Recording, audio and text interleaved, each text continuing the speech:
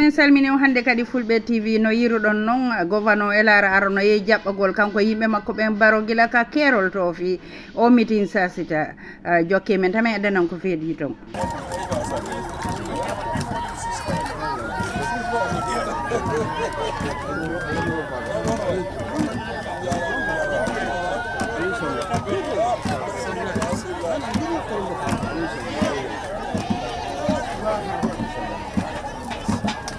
Let's go.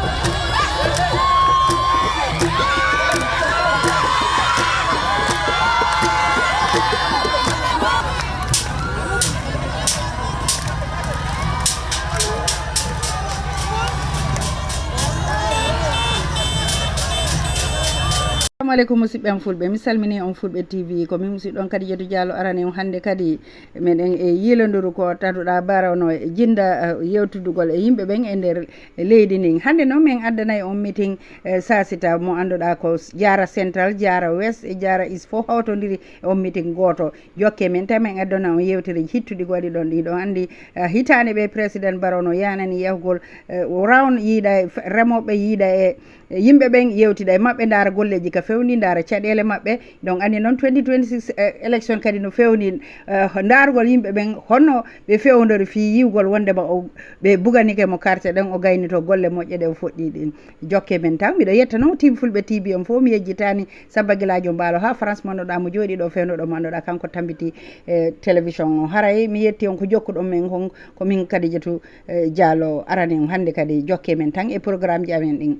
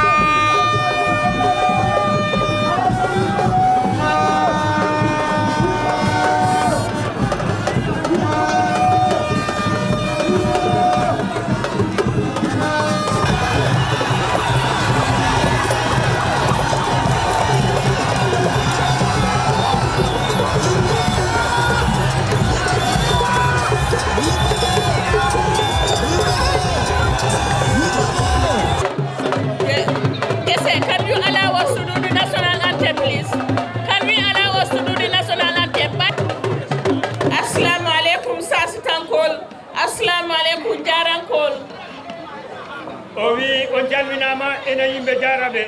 enen sasita fof Your Excellency janimɓe kuwoku kela Gambia Police Band ne ko alawiye na national anthem ke mole ɓe moɓe dan la yewli yelo o wi ɗo men puɗɗo haala national anthem ɓe gimmoɓe mbaɗa enen fof gimmoɗen daroɗen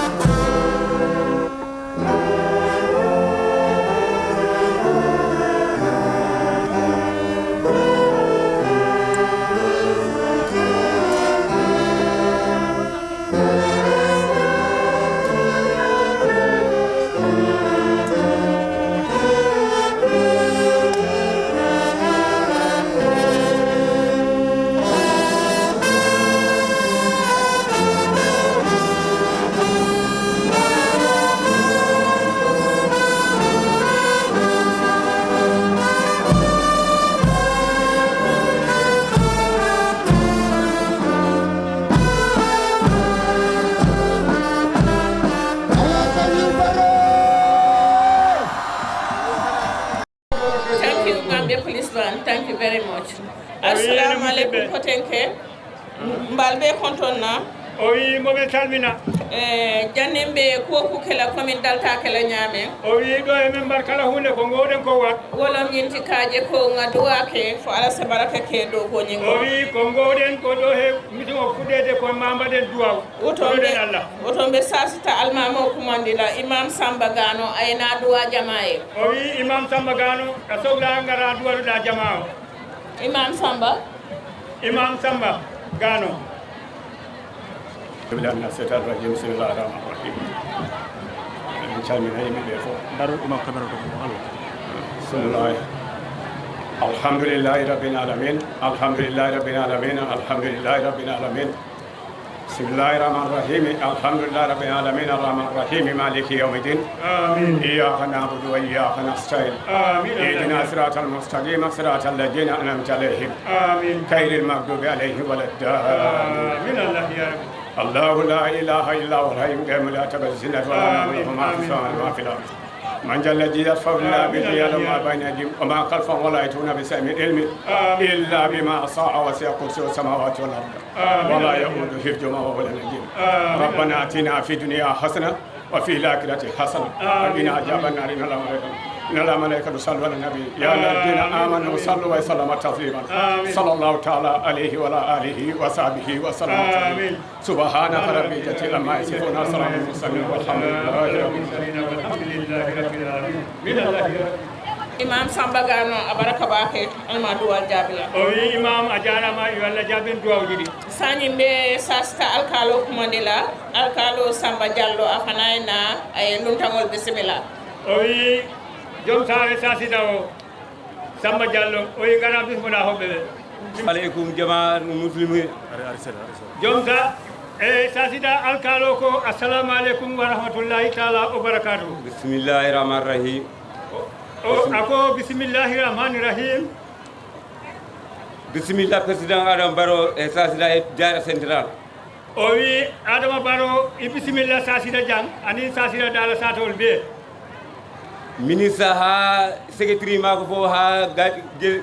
gardoɓe mako fof bisimilla mon nder Diarra Central ako kabo ministre Allah kata dare tol ani nañol be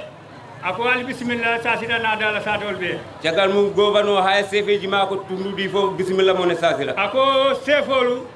anala nilam nañol be ali bisimilla sasida jang gila dow ha less kala ko hawrti ɗo heko ɗum moɗum ɗo fi ari ɗo ɓe fof mbiɗo ɓe salmina nder Diarra Central ako kabo santo kana fo duma même nen data jang ako i bisimilla sasida jang e alkaliji Diarra Central ha alkaliji Diarra e wiis ha alkaliji Diarra wes e alkaliji Gambia fof mbiɗo ɗi salmina bisimilla mon ako ɓawo sa e ɓanku saɓole den tan yimmitogala kabo Diarra Tilibo kata Diarra Central kata Diarra Duma ila alkalol ɓe ako ali bisimilla sasida jang alimamiji leydi ɗi e helifaɓe leydi ɓe helifaɓe adaɓe fof bisimilla mon sasira ɗo ɓawo ɓanku saɓole den ta jang ako almamolu ni alkalolu ako al bismillah sasita jang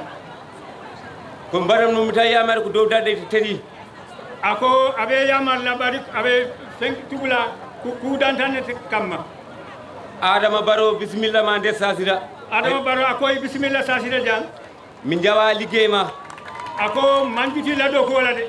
Adama Barrow gila do e ma law min ganda lam do de ako jannibe man sakelan otu mon ton man salol ne pawlam do tan min gonno ako bari man sa soso de kono minen jara centre ha yotago office gouverneur tago probléme amen ako kata fo kumanga ko da ko no fam ala fiso do ko probléme balete kono gila jodda uddida adam de fof weebi min ako kabiri sita ye bundal be yele min jawa ko mbaɗanda min kemma ndiyam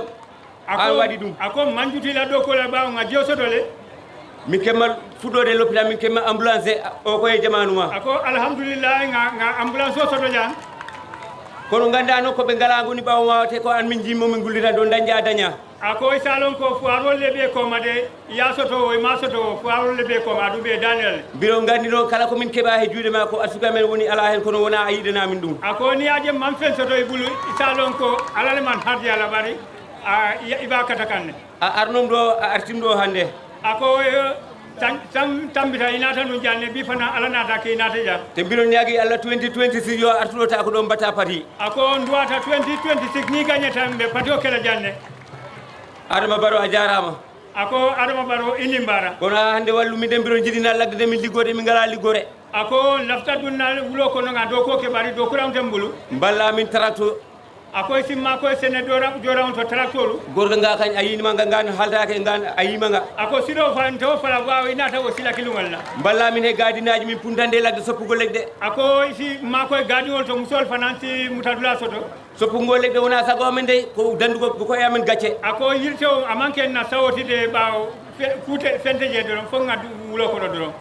wassalam ako Samba Diallo ko wassalam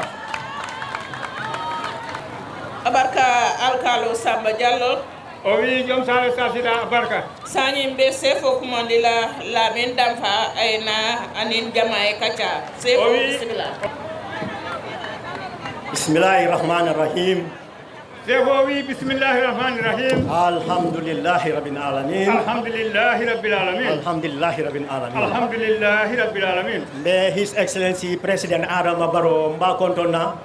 o wi moma salmina président Adama Barrow mba kontona anala cabinet ministre lo men natamaɓe sasita jang o wi ane cabinet ministre ji maɗi ɓe ganduɗa ɓe sasita ɗo fof ani man sakunda dow kulal men yalon koye ɓe silo kam ñin to kono ɓe konton kala mo ganduɗa koye laamu he liggotoɗa he lawol hene a wiyama bisimillah men ñina fanan NPP la executive members ol men yalon at national level ɓe fanan konton o wi ɓe gandantamaɓe ko liggotoɓe MPP kila to dow ha to less an momorondi yalon ko luntawol moti ibota nan kana maɓe ñin sasita ɓemo to mbali ɓe konton o wi kala ɗo gimmoɗa en taka koɗo garɗo nder sasita ɗo nen o wima bisimillah na joint ɓe sefol men yalon koye nata jang jara east ani jara central ila mol men nata jang anila alkalol nim fawla alkalol ngal be konton o wi chef uji tati ɗi gila funnangue to a hirnangue to ha lerinde ɗo fo salminiɓe mbayi tan la His Excellency la ko ben na kumandego fanan konton na anin kumandan do gulal me yalon koɓe man sakon ko banko kan jang o yimbo salmina gobano o he ɓe o liggotaɓe fof man sakon ko ɗo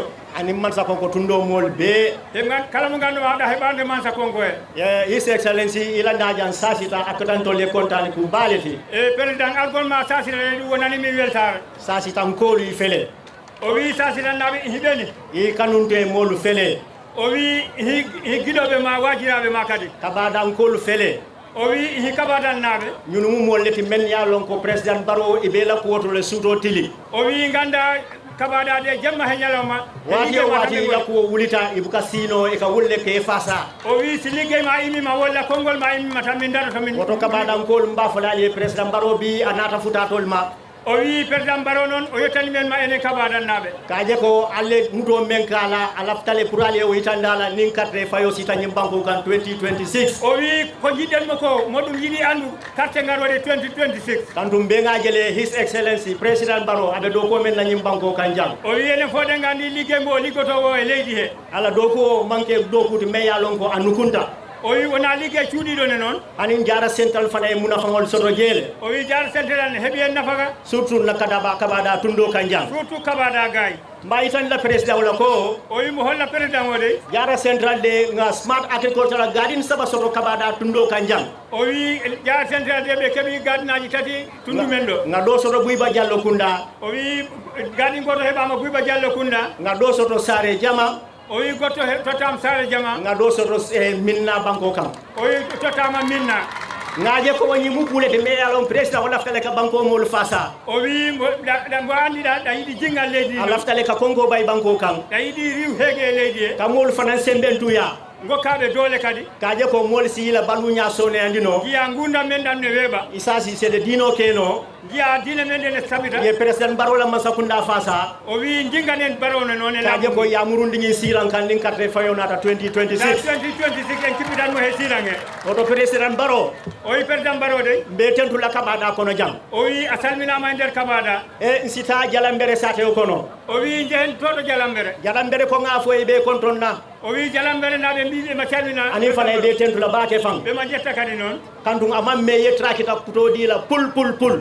o wi ko ɓoyani a tokkiɓe tarak ko keso pul to akuto mbe yalon ko mo nene man seno kala o wi mo gandama o meeɗa liggade andu janni woɓe kela i fawola jifa kono koɗo yaadi kaba e sasi e jalamberen o wi ɗo e ɗum ne aytuno kalis e jifama e gokkuɗaɓe kaje ko ila l'hôpital o me laftake la maternité wotti wo inata kaje ko ila sementu yaaduma kono le ke ma koye wollola o wi pour mballiɗaɓe he l'hôpital mumen no ha heɓa doole oto jalambere yayitandi lale ko yefego feren ndin fo e fanamɓe ɓulale normal o wi ganda jalambere kala ko mbiɗaɓe hen ndewi ma jalamberen kol tentunge jayi jalambere naɓe o calminama his excellency o président e mbeñim fana yitandi lela ko o wi momo holla dey sate o me yaaloy ka faye ko jara japine o wi sare nde ganduɗa ko jara japine ngaje ko nga falindiri ba fanan soto jeeñinan politique ola karola o wi ɓe keeɓi toon becce tigi noon mais ya lon ko président way fawoye jarankol guele ñinan e finto men ke ɓenɗum o wi ganda jarannaɓe hikkannoɓe funtirneɓe ɓema jaɓɓo kaje ko ibita liifola e fintita nan ibita murla kommo e fintita nan gila jimmiɗa liifma o ɓe jaɓɓimama gila kiɓɓitoɗane ɓe jaɓɓimama ñi yayitandi ko falindiri baale fanan keta japine sate o kono o wi ganda noon ɗum weccima no bete noon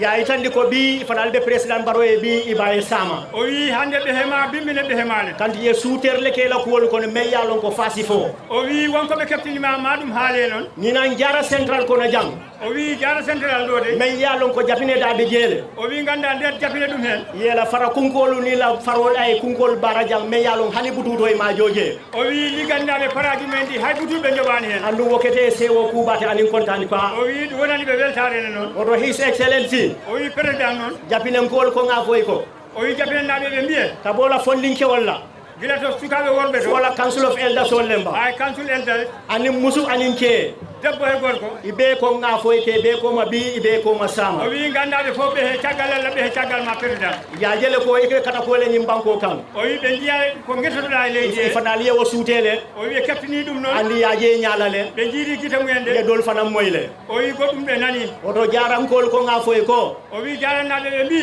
e fanal be ko ma bi be ko ma sama o wi ɓe caggal ma hande ɓe caggal ma bimbi his excellency o wi président ngaje ko elara jang o wi elaral nganda fa kudol fanan je men yalon ko e warata o wi en keeɓi nafagal gandema ta kam ngajele jatili bo o wi jara funnangue to ibe marché o lo kanje o wi ɓe toon darna marché o mo munete kaw lumo be beje ka cidimandi o wi kan lumo men beje ka cidimandi o wi waɗan jangguɓe ɓe teddina ɗum anin ka julayani safar o sembentu yani banko kanjam o wi ɓe awna julayaji ɗi he business o andum nin tata jara wes o wi sen jeeyi jara hirnangue to men yalon ko ka fay bansa konko ko mandam bara banko o wi toyita to leydi mansa konko ndi nga kujeje meyen niyo sewo o wi en jima to ko gandema ɗum weltini ɓeɓe men de yalon eko afon tolle ko elarar land of hope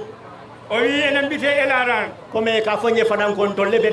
temale ko durango o wi enen goni jara ɗo lerine ɗo noon no mafeni inata dawodara ndi kan tol tara jeele o wi ɗo garduɗa fof a tawa jarannaɓe ɗon mo kammala président o e villa melloje men kede présidential villa ti mansa konko banko kan o wi villa mo darnimo toon leydi mansa konko ɗo mais yalon ko ñontawolen fana elaral banko kan oyen sewo ayen contant o wi wano mum ala e leydi he fof oɗum weltini ɗum nga l'hôpital oje men yalon ko ela maternity unit o wi lopitan mo ganduma ko maternity unit me ya lon ko na first lady Fatma Ba Barrow be lendo kanje o wi first lady Fatma Ba Barrow wonno en ñun fanan ke dañe content me ya lon ko président yenjele ani ben fasa kan ne fanan o wi président ayi min teda min jingana kadi annum fanal be la ñi ñaajola ni ala sonto o inshallah minene min jobete ñamade inshallah annun na commandant wana no malanko o wi commandant men mo he deputy i fana la do ko ñi ñaata ñun tundo kam o wi kamene le liggéey men moƴƴi ila do ko ñaañi ñaata liggéey mon moƴƴi ye banko samba ñaa fanan long o wi noɓe namdata leydi ɓe ɗum gandi ayantina elaral banko kanjal tenku ngoɓe sabatiri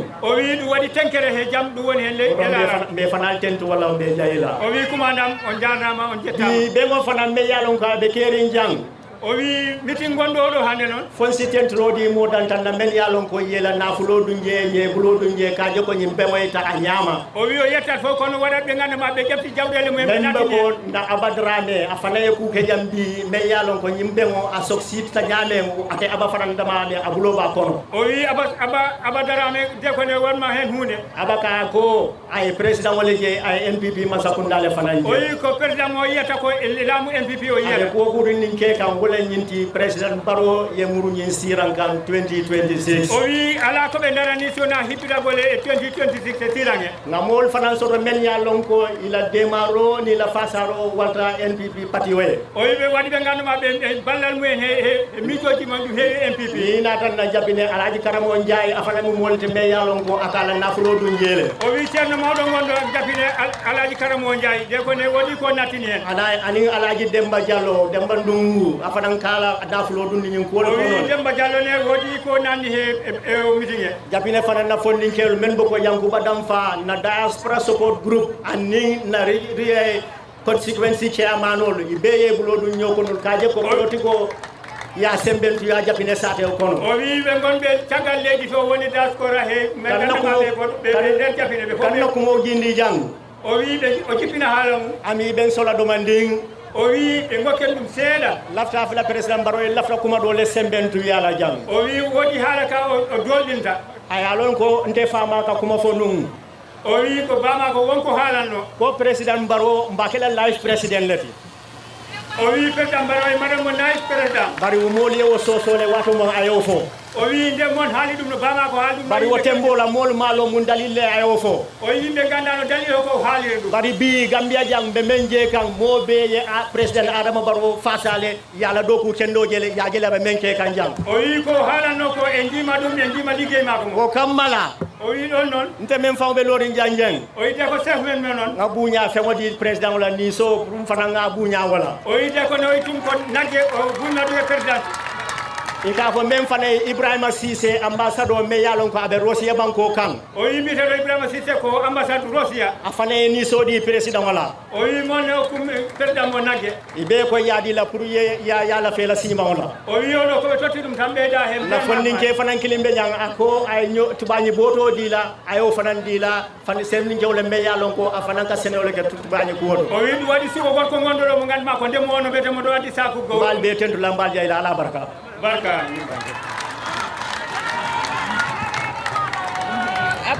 abaraka bake sefo lamin damfa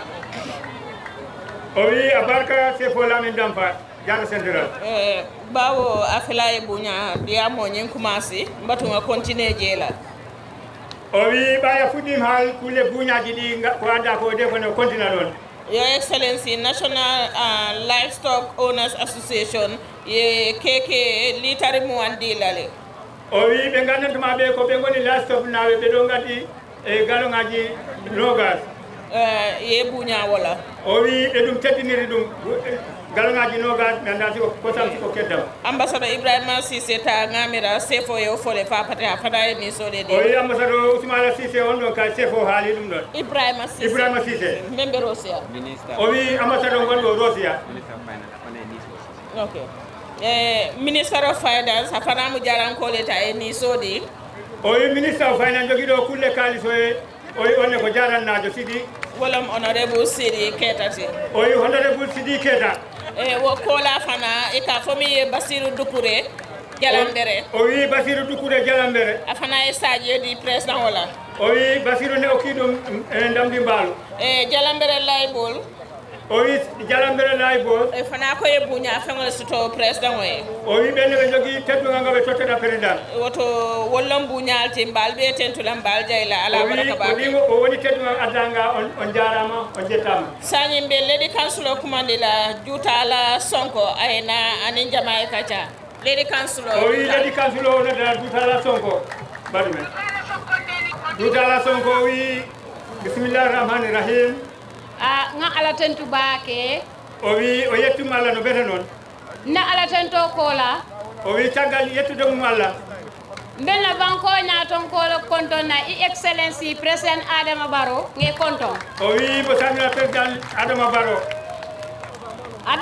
mbe konton na ni la cabinet ministériel be o wi mo salmina député ɓe e gonɓe he leydi he fof ani tanko bunda mol men be jangal be konton e soldaroɓe police aɓe midialu ngal fanan konton baake o wi journaliste ji fewɗi ɗiɗo ni o salminiɓe nga jalol konton jali wo jali bi jangaɓe konton o wi jaliɓe ne calminama nga banko musol konton muso musu bi jangaɓe konton o wi kala debbo gonɗo ɗo he dentale o salminama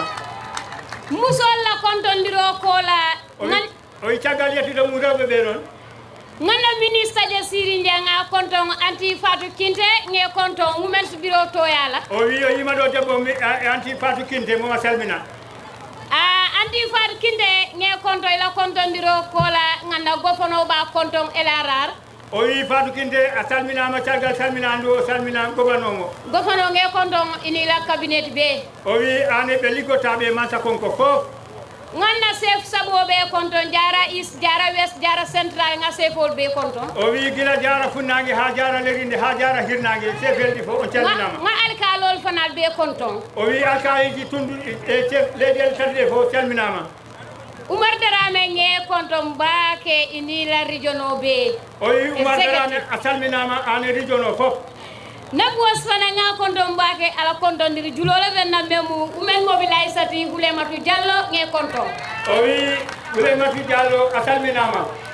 ledi kansulol membe Siri Ndiang a hani mem man futano jang na konton diro wali be o wi ledi kansuloji ɗi ngalɗo yo mbo arani fof a salminama nga agriculture fana na moliji jang memu na directeur ti Abidjan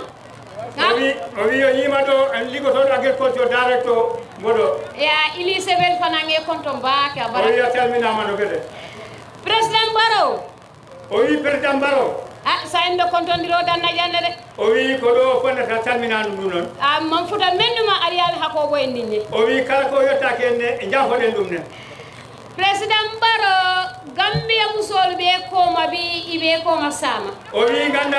rewɓe Gambia ɓe walla rewɓe jara central ɓe fof ɓe he caggal ma Gambia musol ɓe koma eɓe ɓiɓe koma sama ni wulita suuto eɓe wullale ni wulta tilbulo eɓe wullale o wi président Barrow ganda rewɓe Gambia ɓe de sa imima jemma ɓe gimmoto sa imima ñalawma ɓe gimmoto ka tum yela ɗo kuwole je o wi saabu ko liggey ma o ɓe jii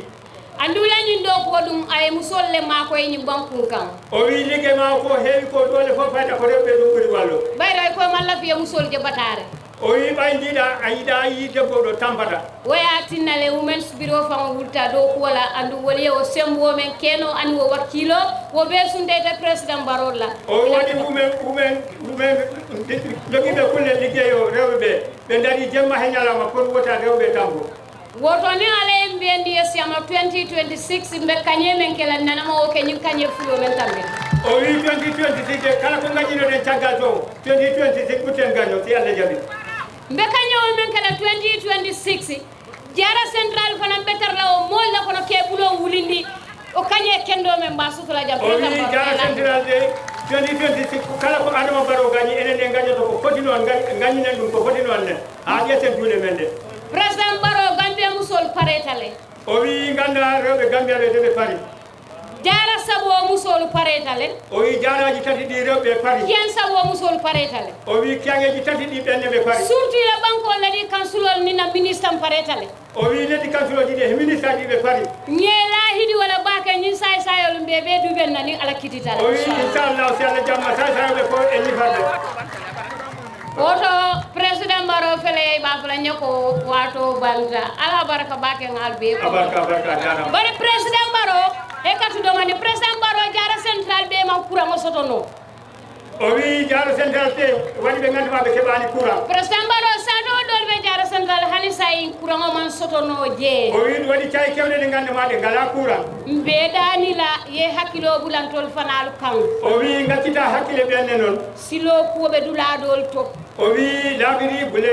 waɗi probléme jiko futata dolu ma jiko man futano dolu o wi waɗi ɓe nganndumaa yakar yettima to waɗi to naɗaniroɓe ye tentu bake nge jayi alabar o wi a salminama a yettama ngaccita hen hakkille noon baɗigol sani ɓe men kumandila wole keta musomi ka faye ko Sadio Sabali o wi node heɗo joni ko Sadio Sabali min Sadio Sabali ɓota je o wi si Sabali haali Lamin Diop fana e stand by o wi si Sadio immalo tan Lamin Diop ne waɗa daro Sadio Sabali lebina ka jala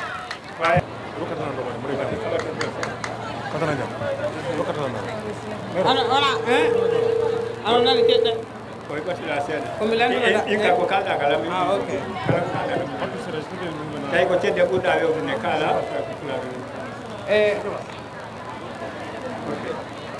mi salmini kala ko hawri ɗo fof ako men ɓe ɓenta jan aɓe konton ka mi salmini excellence Adama Barrow ako a ye konton gila e ministre aji mum ɗi hay permanent secretary hay e musu ñato koɓe wonɓe fof mi salminiɓe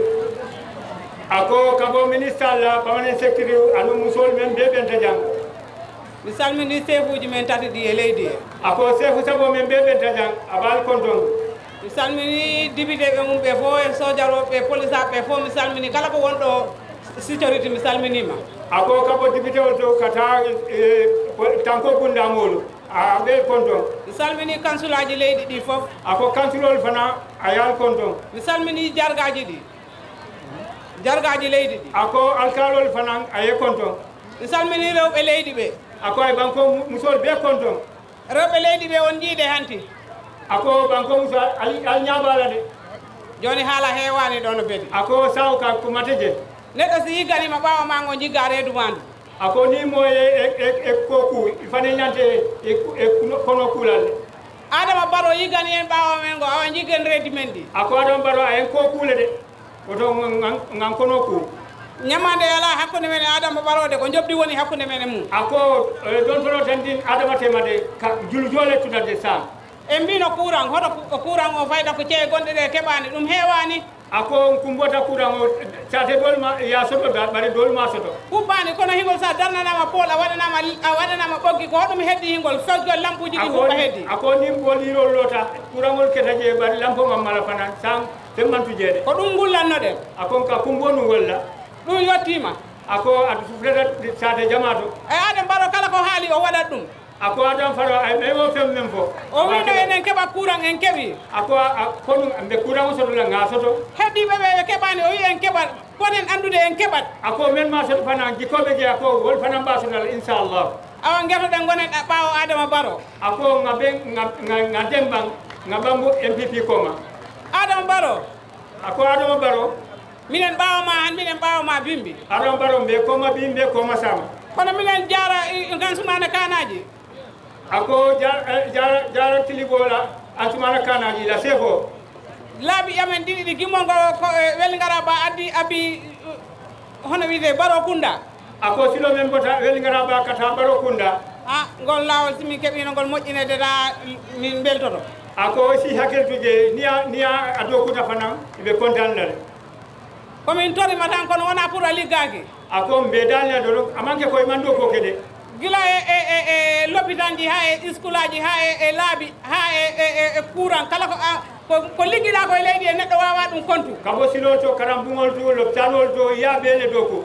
ɗum fof neɗɗo wawa ɗum kontu ako motaɓe continue wala kono ñalaɗo noon waktu mo jiiɗa ñammi fof a yiyat ka falte ñam ako konkotode ni akala fi kino ena katabake ay domoroke ko ɗum waɗi aminen ma contana ɗo commune paala walle ako wolatinama ɓe yimɓe kontila ngol lawol amen kergol ngol ede hono wiyete Sinthiou jangguɗe en to ako silo men ɓe Sinthiou jangguɗima fama to kata jabañolu ngolde simin keɓi ngol moƴƴinede minen jiiɗi ako ni o fanan ɗo kuta fanan ɓe contant la bague gaadinaji ɗi e leydi e minen paala sakko gaadi gonɗo suudu kum minen paala kulle muɗum o waɗa yirwa o ako gaadino men ɓe suddu kum i laftale ay wara ay yirwa fanan Adam Barrow min jettima no fitino wona seeɗa Adam Barrow a yekkon toon mi yiiɗo ministre amen ko ɗumani hono wiite jiɗat bom demal maaro ngal ono wiite bom ako ay ministre de jangamira Demba Sabali lemu mbiya ɗum mi salmini ɗum no bernino wona seeɗa Demba Sabali ako ay compte on mbaage Adam Barrow ko liggiɗa koye leydi e neɗɗo wawa ɗum compte adama ako yemen dow ku motaɓe continue wala ko yimɓe ɓe heddi hingol e ñamade nde ko hakkude ma yimɓe woni ako san tolle ɓe juulo joola de awa joɓen Adama Barrow ako woto nga wuli nga joo 2026 2026 ako 2026 nen nan ce leyɗele ɗe fof nen nan wiw Adama Barrow o wi enen fof mbiyen wi Adama Barrow wiw Adama Barrow wi Adama Barrow wiw Adama Barrow wiw Adama Barrow wi Adama Barrow jarama a rewɓe leydi ɓe ko ɗum jaguimi on jarama buy jarama yo wolam Sadio Sabality Sani Lamin A. Job youth leader Your Excellency Bunyal Kono Dr. Sisela LRR Fans Club ye keke galano dila ikoy be tentula be jayla ye bo holo min ke Job kunda ay sewo Lamin Job le Lamin Job أعوذ بالله من الشيطان الرجيم بسم الله الرحمن الرحيم أعوذ بالله من الشيطان الرجيم بسم الله الرحمن الرحيم na His Excellency President Adama Barrow mbana la delegation o be kontonna oyi Adama Barrow salminama ane be garduda be fof mbe duuri wolni ɗum tan woni ŋe be konton momo e tolani konton sene o wi hoɓɓe he jaatigaji fof on calminama mbenna banque elararda chef worolo ŋe be konton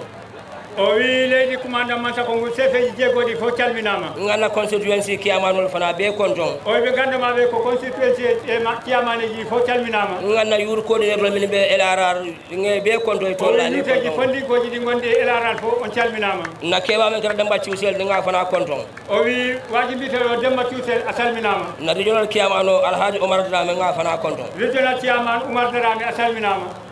mbe kaca men kala jang ate warala baake kadi ko wato teje o wi yewtere nde watande hewata sabu taymala bar nu wonte nu mbele filale nga kaca bede ke jang o wi sionano ɗum mo jogui ko heewi ko foti haalande dental ngal bara kede wuti ñawa ñang président o ka soɗo ɗiyamola a ñattini wala man soneya o wi sabu fewnade président kalda he mum wona ko weeɓi oɗon nin alay harje lumen na pour ka kaca alin so nga kaca kono si Allah sintinmam a joɗonma he ma ko ɗo jewtida ndeɓe président Barrow mba konton na baake o wi momo salmina président président Barrow amo Gambia e sanoleti amo Gambia e luluwoleti o wi ko kange e leydi Gambia he président Barrow 2020 nga fayele nu nga e ko karde fawo men kana 2021 ni lefta kana campagne oke o winomo ɗe carte jawtunode o winomo hay sa waɗani campagne ngala hedle ko ɓe winnale bara man mbawi o winomo a gagnoto te inchallah o gañinoma bar président Barrow mba fole ko o wi moma wiya noon sako mo spécial in toon fondintol men ɓe banko kan surtout kamen fondinkoji gondi ɗi e leydi he président Barrow kana jikirate sono fondince walla koto o wi wona heɓ hakkillaji ɗiɗi e sengo fondinkoji to wallahi président Barrow Gambian kolon tolte falenamo wona surtout tol fondincewol o wi fondinkeji ɗi ala moɓe beccatama an président Barrow ñamam mamɓe kendele président Barrow mo ten toon fulno wala fereñ o wi mo gandanma ta neɗɗo wawaɓe woppin affaire o te moola o wi a ala ɗen peeje annen kolmata kuŋo kono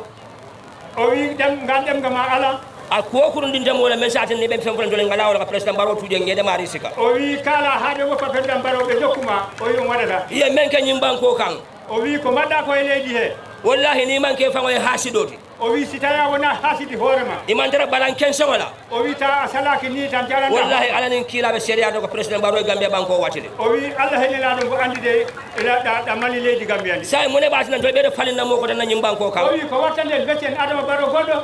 mo woni ka wuuri ka fo ko Gambia we need changes o wi yimɓeɓe mbiya beccen Gambia sa en lafdamo no ñinin kala ila fota fallidirji ma Allah sa yewo fo ñe ŋawa moye ɓaw o wi ko homo ceeñi jiɗɗen noon hegol falendiro mi ala ko Gambia sulata ba Gambia o kala 2016 no falendiro bandala sila o 26 o mbino de yo mette si weti ama joni ko bidon sa en mbala nyinin kala menna falendiro jumala be nyanda men kala ko de ke joni homo betten den sa en kaba kayro wona kada kayro tan don sulata wala fo labra kayro laba o wi ko jamjidden da ko wona jamjidden ninde ya moy change sa kanda kidio faral nak o wi si o nani no wiama le janyoto bo sen do kayro ko na oro labra ngo falin kayro tan wala bam fo o yidene jam joni betten dum hoko ali ngi nyin ga wel wittaro change they are talking for ibo falendiro jumala di yamu kan o wi joni ko homo betten haalete kada Gambia sulata falendiro men Gambia o kala fo la kurata Gambi chenyi mbobe chogdi o ko o betama ha pare Gambia de kelo kala mo kunkul nayi mbam kanko de ko dandale mbam du gulen gen takela o wi hore wotade nafa hore gotto on gonta wona leydi Gambia ka kelo ka mo kunkul nayi Gambia ja wodandale wodo kala ko de kabade da neddo gotto e der Gambia on gonta wat wodo mo membe kede mam fanso de bingam fanso de banko kanne o wi ko yawti ko tan keba ko men hande non gotto fo mo hebi ngam mo ngam démocratie me Gambia biade dunia banko kan o wi démocratie hebbo hore no woni ne Gambia hewa leyde woni banko be kala journaliste o wi Gambia fo wontu journaliste men diada me kuyada diada be ba fula diada nyame o wi weli yo metio kala neddo ko yidi ko haala president Barrow yakanu makana ba yurwa kele jidda mo ayida mo mo ligano akoy tan be mal ko dole be nyimba ko nada president Barrow la hinante ya tan wolta yurwa so la Gambia jam o wi wadi wobbe nganduma tanan ko debe jogino bayno president Barrow ko sibo sida bam mo fadam fansi yurwa ka dia bele la nyola president larani leñol gongol ko leji di fo rentindiri o do sayim ba fa naji mala ko chanji mala bi nan be men kala o wi joni ko homo chanji jidden non e leji e president Barrow ba fa ko teda si yesino o wi president Barrow ya walo danuda yalo last election o Gambia kada banku fula nyawta dunia ko me kadre fayo kam kamo inyo ilo nyo da wonyama o wi Gambia de wani leji dimmini ni ngana ma carte manode ta do leji kuri bari nge promise this time o wi de do carte ngarole nga carte fay la kurata o wi si carte mbedama hentima iba fulere ko president Barrow carte fo si bana man ka bir dunia baya o wi adna mo fo wi wonno den carte meda wate tadi nga même fon ta bayla ndum sa fay ko dugare limane aso ko Gambia no be carte di le da malela o wi ko hala ko yimbe Gambia be ko kali ko dum be warantama yimbe imu Gambia sample ole ti ko golanda Gambia ko sample o ya tandile ko Gambia no parata pour ka carte fay nyasi fa be nyam o wi Gambia ne pari be tan ma carte no jiridani nga même fo wala mo nyinde ko Gambia ni men ko president Barrow jela ni men ko president Barrow jela Gambia ja o wi kala jinde president Barrow eta si Russia ni sabe de ko fuda be je bar Gambia ta je bar kala mo ida mo jaha do adiata me yo adiata mari yo ko jinda yo akuyate mari yo dum metuma yo ale president Barrow tan din ton la Gambia ja o wi alla ko president Barrow holli men hande andum babla tele noma de ko jokketen fo janni wato ala bara wato dan wato Allah humnata bara dia muta mola hala mum ala he afere kuta mola ame ko mente mo message ma president Barrow je wala baraka ala ngandem nga ha yimbe bokkuma barka sani baɗigol mbe men kumandila wala keta Sadia Sarr alla chairmano membe jang ika fay Sadia Sarr o wi Sadia Sarr abijane do gonda batuda gay Sadia Sarr chairmano ale Bismillah mina setan rajim bismillahir rahmanir rahim Minister of Gender Mr. Huma mbela fila pour yemol parende mini yalon ko wala nyanta presentation o di la minula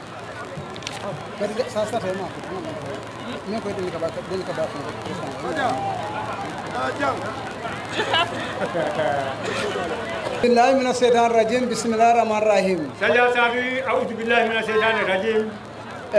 ngasa astaghfiru alkalol konton alin alimamo o wi sasida di sasida Madina sasida jara sabo sefol nge be konton toni konton walla o wi jaraji tati di sefel ni on calminama na regional executive nge be konton o wi regional executive ko calminama nga kono nos ka ngadi hule mod jalolani Umar Dramé o wi salmi ando yeppindo tegindo jungo hule na district executive nge be konton o wi district chairman be fo calminama e do ku nyima men ka nge be konton o wi ligay mo be ligoto e leydi e yo mbe yo excellency kono men kada Adam Barrow dimba kono president banko president mba konton na o wi mo salmina president leydi woni president Adama Barrow anala cabinet ministériel be kamɓe député président ministre ji ɓe wondi ɓe député ji ɗi fof yo mbe spécial konton ɗo ɗi la Lamin Thiam la campagne manager o wi campagne manager Lamin Thiam a salminama na gouverneur nala député men yalan ko ɓe loriño suuto tili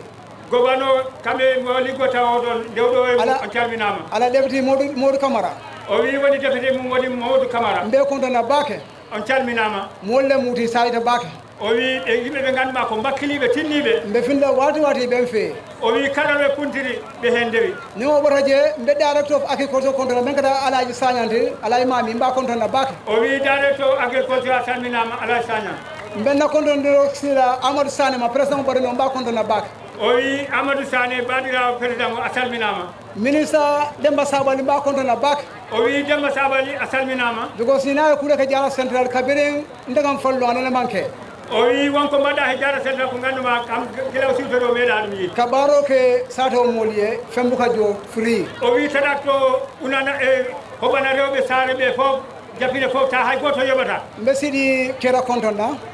o wi o salmini Sidi Keta mbe siɗi kinte contrôle nam fana wade waɗa mamanta ɓen fee o wi Sidi Kintene salminama ataja mbaɗi mba contrôle na o wi o ala ɗo gonga kono o salminama ambassadeur ibrahima sisé mba contrôle na ambassadeur ibrahima sisé a salminama ndole jara central molɓe je meyan koye kam ma koye o wi jara central waɗi ɓe nganndu maɓɓe men ballano bete min kata sekou mansaldi sekou député mansali mba contrôle na baka ataja mba contrôle na o wi sekou député mansali o wi mbiteɗo sekou député mansali de mo walla jeynaba sane o wi he jeynaba sane aissatou kombe ɗam fa aissatou kombe ɗam fa yaya jolin ko ɗam fa yaya jolin ko ɗam fa mbe contrôle na baka o wi ɗe calminama ok sa yimɓe ɗum na politique o kono o wi o naata e politique e seeɗa e yo excellence adam baro yo président a salminama na kaɓaɗa o wi kaɓaɗa dey ɓe kumbo kan silola o wi ko gorga min gullata woni laawol nalem makko aɗa so ɗeɗaña bete ala bake o wi simi mbawama walle hen de no moƴƴi e jara central o wi jara central dey woɗumo probléme ati UDP kolo ɓuulu o wi almatime ta ko UDP fayda jogui doole de baɗen sa fo yo excellence le ko sa jara central is no go area for UDP o wi ganda UDP alata ɗo para he jara central noon eɓe jigiri sata o menna o wi ɗoɓe jakori ɗo he saare ndesa jaɓoɗo satawol ɗo o wi debbo sadia ɗon no jibina sefo lamin ɗen fa ɓoɗo satawol ɗo o wi sefo lamin ɗan fa ɗon jappine ɗon jibina alhamdulillah sa enga jeetale o wi alhamdulillah fayda ɓe ɓangi feccere nde fof no lahiɗoɗila président mbarola ko o wi o tottanma on laahiɗi an président mbaro nin carte o fayda jara central o wi carte ɗe si beddama jara central jappinere result o o wi rison kunto o jappine aɗa mboroɓe je winna NPP leɓe je winna o wi pota andu ko an winata ɗon si Allah jaɓi inchallah UDP la son holɓe jappinere o wi UDP de fayda ɗaɗi ɗi ko jappine goni sa a fatale o wi fayda ɗaɗi ɗi fof taƴama yo excellency o wi président jara central probléme men ndeɗo kaɓaɗa o wi jara central probléme surtout kaɓaɗa courant o wi courant e ɓololam da because ngaje ka pololo ɗan dole jang han say momona ka pololo kaɓaɗa silo kam gonga jarsen kaɓaɗa ko haalta koko gonga mumen saabu hay poldarna kan gila ɗo ha jaɓine yemma e fero ɓe ke yemma koye polo to o wi makkiroɗa dandanamin poleji mbaɗi ngalo ɓa kelale o wi mo andi a waɗat ɗum noon niaje miɗen wonata kaɓaɗa jang o wi sayma meeting o joña adda kaɓaɗa wolatina ngalon ko lande miɗen samanan jang o wi a addat on liggey gayi nun sa faale ko NPP la national executive ɓe o wi o haalno men NPP national executive o kala fof président mbaro ɓe mbiya président mbaro elarar o leydi ma sappo goni 2026 o wi 2026 mbeɗana men it will be thousands wilo mbeɗana walla o wi komin darita opposition ko ujunnaje last élection o windal o wino malole mum ndeya o wi last élection jawɗo ko fayda ɗum wonano ɗum gacce because ngeɗen men kemol lem o wi ko dannoɗen ɓe ko seeɗa tan aman siya ko seeɗa tan wonno mbaɗa hen kiya wesme ka fo hay kiyan toon o haalte ɗo kiyan hirnage UDP leɓe winna jeeɗi o wi UDP mbaɗa dole ɓe ndela men ata siyala o wi UDP e gagnoto toon kono ɓe koɓe darata men toon noon MPP ko seeɗa yo nokkuma ɗamon mente o wi haalama ko watino ko woni yo excellency na e jappine ɓa o wi jappine mawde to kabo mbaɗa kabo silo kan kada ɓa to o wi ƴettande waɗe jappine nawa dande maayo to amman ɓeteya o wi ɗum barkina kilométre saba ɗon nem o wi ko kilométre aji tati ni simma koyno o wi sa wawatɓe wallu pour ga ɗo ku ɗum liggue o ɓe ɓeteya ɓa kan jala ɗum moƴƴata mumen bari salon ko yeggo fonole dina meɗan koye ɓe mbulu jang o wi gomano mo tottaɓe o dey ko liggotoɗo ɗo kula ɓalle mute ko liggotoɗo suutotini ɓen fee jemma he ñalama mbo dari na sefol fana ɓe oɗe ñama o wi sefeji ɗi no mbayi spécial yaya dia si anin lamina wolɓe anin nayi sefo sabol ɓe o wi ɗi sefeji tati jaraji ɗi ko eɓen feere a kolya o a dima o niɓe ñokan si weliɓe hen si mettiɓe hen yo ngal ɓe konto ngal tan tout o wi o salminama ala baraka baraka baraka yo sañing wolom Lamin Sarr o yoni Sadia Sarr kama Sadia Sarr Allah chairman sañi membina diamula wolom Allah National Assembly member Keba Jallo abina anale kacha nin Keba botaje dukare Gender Ministry, Mr. Humayna Lamul, Ali Standby, nin Mr. Honorable Deputy Nkeba Jallo Diam Tadron, mina presentation o kela jandim be continue la. O wi Keba Jallo ata Deputy Jara Central. Kaw Keba.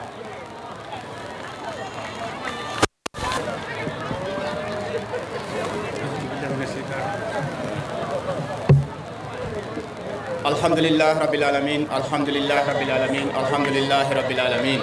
Kaw Keba o salmi malabi tati woni Deputy Jara Central Keba Jallo. Your Excellency President Adama Barrow asalminam no beten wona hay seda. President Adama Barrow Keba Jallo yo salminima. An he honorable minister di gonduda di do fof hande. O wi e minister di ganduda di fof gelato do ha do les. Mboɗo salmina député ji am tati poɗɗiɗi o won hannde ako ay député jara sabo be konto député ji ɗi ngannduɗa min he maaji ndentimo meeting hannde ako ani wol be dentagne meeting wala woni honorable Aliou Balde Jara West o wi woni honorable Aliou Balde Jara Hirnage Jara West woni Jara Hirnage to mboɗoma salmina no ɓeten wona hay seeɗa o wi a salminama mboɗo salmina honorable Haruna Bari o wi Haruna Bari salminama Jara East membe Jara is okay ɗon si yawtuman ako ni o tambita mboɗo salfina chief am Lamin Damfa hondele gul ko aɓe konton kam de ko he tomaji ma ko chef uji gonɗi ɗiɗo fof muɗo ɓe salmina ako e nila o chefol ɓe Jara Tilbo Jara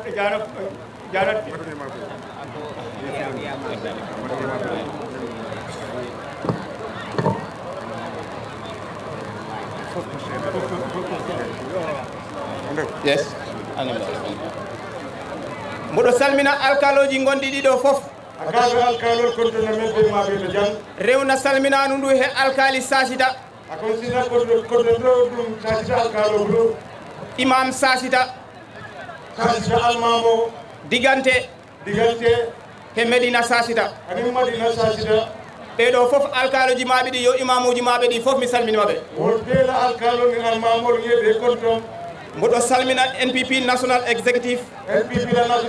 mbal kontonna regional and district level fo district o to mboɗo salmina all the councillors ɓe kontonna national women mobilizers and the regional women mobilizer ono fof mboɗo mon salmina no wona hay seeɗa mboɗo salmina kala ko dari ɗo hannde ari tawtara he moɗo meeting yo excellency nder 2021 nde garɗa he nder nde fedde ɗo sasita a wino mo wonde ɗam a artat ɗo si Allah jamma nde wallahi a timminma aadi hande haɗa ɗo jooɗiɗa fewnotiri e kabada Jara Central mi wima hen alhamdulillah nde mi yettumam hen no betano wona hay seeɗa nde Jara Central foof salminmam hen yettumam hen kabada Jara Central foof salminmam hen jarnumam hen yo excellency ɗon si yawtum han our women mobilizer regional women mobilizer Oulaymatou Diallo hande jiiɗa han o ara he moɗo beng Allah harjinimo sukaɓe ɗiɗo gangue he samedi he o heɓti alhamdulillah o funtum e jaam sukaɓe ɗiɗo ɓe fof Allah waɗi ɓe rewɓe a hay tana ala he maɗe yo excellency oɗo ko ɗum tedduga ma no beden wona hay seeɗa ɗon si yawtuman yo excellency mboɗo hande o ko jarnugo laamu mangu e ministre ji liggotoɓe e les laamu ma he hande on daranimi ɗo ko ɓe inde ɗon ɗi jam wolam keɓe jeeyi kele masa kunda jeeyi anila ministre meɓe siloto wala ɗon ɗi jamdi par ce que ko waɗi ɗum a komne o no woɗi liggey liggaɗo ɗo mo ganduɗa ko he nder laamu ma he o ligga a ko ɗo ko ken ɗon lekkata je mela kele masa kunda o jamanole mo ɗo kuta duuɓi jeetati walla jeenayi ɗi jooɗiɗa ɗi a ko ñin sañji sayo me iɓe sirimama liggey mo ganduɗa jara central meeɗa yi façon maako a ko ɗo ko sipal me yal ko jara central namina ɗo ko sipalde ko mon ɗon pormi ɗo mon paalami ɗo holliri yimɓeɓe gandamo lefto wolle tan no jamala jam pour moɗi a kalamuta waɗi hen ɓe ganda ɗum nder jara central e hoore muɗum ako dolɓe jara central jam fangol mo kalamuta woɗi hen ɓe ganda ɗum nder LRR ako dolɓe LRR banko kawol mo kalamuta nden noon oɗo mi hollira ɗum ɗo hande yo excellency aɗo yo excellency daftole tan no jamala jam bi yo excellency dow kongo ma ako yo excellency leyka yamaro kam mboɗo salmina honorable Demba Sabali ako docteur Demba Sabali ba kontonna Demba Sabali moɗo addi project ako docteur Demba Sabali agriculture ministre projet o naati jamme gaadinaji tati ako gaadi saba e wen naati jam onda giraffe la demaro ko ɗi gaadinaji fof hande ɗo woni ɗo ako gaadi noon ɓeɓeɗa men bi danaka fof ko ɗi parɗi danaka ako fayɗo won ɓeeɗa dow ko timmata sey si tawma hanko temdare fof temdare capanɗe jeenayi he jeetati ɗe fof parma kele ako si lattan ko ɗon ta kam taw ɓe timmata de e chief mo may chief Lamin Damfa o memma hen sayda heɗin gaadinaji ako chef o Lamin Damfa e ɗoman ɗin fof gaadinolla gotole gaadin gotto moon mo Saare Jama ako gaadin ɗo ɓe Saare Jamale gotto moon mo Minna ɗo ɓe Minna sade o to gotto moon mo nder Buyba Diallo Kounda ako ɗo ɓe Buyba Diallo Koundale nde mbuɗon andi kadi ha hande oto ngakalonde ko hani ɓi e a ɓeydanan min gaadinaji ɗi nder Tundu Kabaɗa Gayne ɓe gaadinol kafulañe kabaɗa e ɗum ɗo ko nannade on ɗon mboɗo ɗum laaɓa a wo kay o seeɗa tan male yo excellency dow ndigal ma ako yo excellency lay amaro ko mboɗo salmina honorable minister of health ako honorable minister of health docteur Sabata ba kontonna hoko waɗi mboɗo mo salmina de kone ako umnane ni mbaade kono kontonna honorable docteur Samate ako honorable docteur Samate o ittum ambulance uji ɗiɗi akay ambulance lale bonndi o totti Jara Central naaɓe adi Jara Central golula ambulance gotto mo dari nder Sacita Toranka ɗo ako ambulance ɗo ɓe Sacita Toranka jam ambulance gotto mo waɗa Jalambere ako ambulance ɗo wo samba Jalambere sade ko yo excellency ɗo ta immago ɗo ta pawaɗo ta ko ɗum probléme ako watu seɗen janni mo kuranta jam pour ka bol jaka ko leale kono hande mo ambulance gonɗo nder Sacita Toranka ako ɓiɓal ambulance o ɓen ɓe Sacita Toranka jam woodi ko usti tawno ko temdare fof temdare capanɗe jeenayi e jeetati ɗe fof tampere alata ɗo si suko si debbo wondam ako kamta e kolya kujamalde bondi nanata jata kendi ala tanina kuwon si tawmo han debbo mo nanga ŋatire ako nana ko so dattimuɗo jannu ko sustement moto mo ambulance mo arantama ɓe nawama ako foy ambulance o soɗo membide kamara ke samba nde Jalambere ne ko noon wayi Jalambere fana mboɗo ñaama nden mboɗoma salmina yo excellency woto yo excellency ɓe kontonange e jeeyi o fanan kam ɗon si yewtuman yo excellency o ɓori kolala yo excellency honorable minister of water resources and fisheries ako honorable minister of water resources and fisheries on ko kayirawo am ako ma ɓari neti Mr Dramé wolam madi honorable Moussa Dramé saare nde ɗo witende Digante akoy ka ko sato me Digante ko ɗon frontiére mo woni ako frontiére o ɓe wole to homo ɗon asi bohol ay bohol o sinjie fanan ne he dow yamari ma yo excellency ila yamaro ko ɗo yo excellency mon bohol ako bohol o sarwata Digante ako kabo Digante o sarwa Medina Flakunda aka Medina Flakunda ko français o sarwa Sacita ɗo ako Sacita fana soplay nden yo excellency mboɗo mon jarnano bete no wona hay yo excellency ɓe nimbano ɗo kala ko ɓen ɗo kam yo excellency ako yo excellency the rural electrical project ako kamɓe no centrole jam mafan courant kola yiɗon ɗo Jara Central bila nder Gambia heɓi independent ako Jara Central kamin Gambia fansoto tuba mararo ɓuɗu ceeje nayi tan hemno hen courant ako sade nani ɗam mane courant soto num jappine tembeto jappine maari koto Jalambere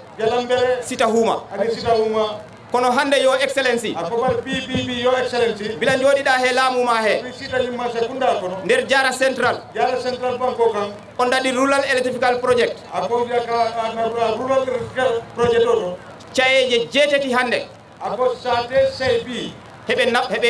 naftara he mon courant moydete no won ɓe muna faga o courant on nana ɓi nden yo excellency moɗoma jarnano ɓete ya excellency ɓe limbata bake ceeje 13 woni ko ala courant hande nder Jara Central ako bi sa ƴettanni saba o lema courant soɗo Jara Central nden yo excellency ako yo excellency mboɗoma faala gaccida e on ɗon hakkille mbe danire si hakkilo ko sani on fanan ɗon si yawtuman ako ɓori kolal si wallu gorɗe ɗe ako ɗinata silol la fannal mboɗoma salmina yo excellency ɓe contrôle ko tagi mi wino mi torotakoma gorga koyle ɗum te dan la sila kuula kono yo excellency ako bari yo excellency tato min he wallu gorɗe ɗe ako si sogol fo sinde mal mboɗoma tori mbe danila funtugo ngo amen gaye ko ɗum tampina ako tuman ɗo funto jango ke batandi par ce que minen kaɓaɗa gaye ɗum woɗɗi ɓe ako kaditol koɗo kaɓaɗa jemde koɗotole siko buyba ndewɗa ni natani buybal gorga nga moƴƴa o siloma kaadi si tawma han ko jappine ndewɗa ni natani jappine silol argo gaye ɗum moƴƴa pour kana jaw silo fana mankadi si tawma han ko seeno ba immorɗa ko mi ɓoɗana seeno ba ma famalɗa seeno bajonki kabo seeno bajonki ara naata nder foroya fone ɗumna koroya ara naata nder gaye foye ɗuñi banque sato kono jam toon ne yahotako o silo fana ɓugata nden yo excellency gaɗiɗa e on hakkille haalam ka jutta ako nakkumoɗo jaffala koɗo mon salmina on foof mbalde kontonna koɗo mon jarna mbal geyla on jarama ala baraka ba honorable Diallo a jarama honorable Diallo baɗi on sañi protocole mbal danila ale kafu protocol alim makoy protocol pour his excellency president Adama Barrow ayta cekodi musolla minister of gender be menya ton kaya kan pour kaje ko musol ye sembentu ya ila mamangol to ibe do kol minna wodo kol kono ayatinna fo kafutan anin saba anin wo kafutanin sabo musol min be kafol ni kono musu keme lulu musu tan lulu anin nani inyanta ceko min dilela abe kana na dalasiko do million kili wuli keme saba wuli tan lulu ibe wole dilela pour se femme ko yala that is 13 women's group 554 membership and the amount is $1,350,000 for them to support themselves. Thank you.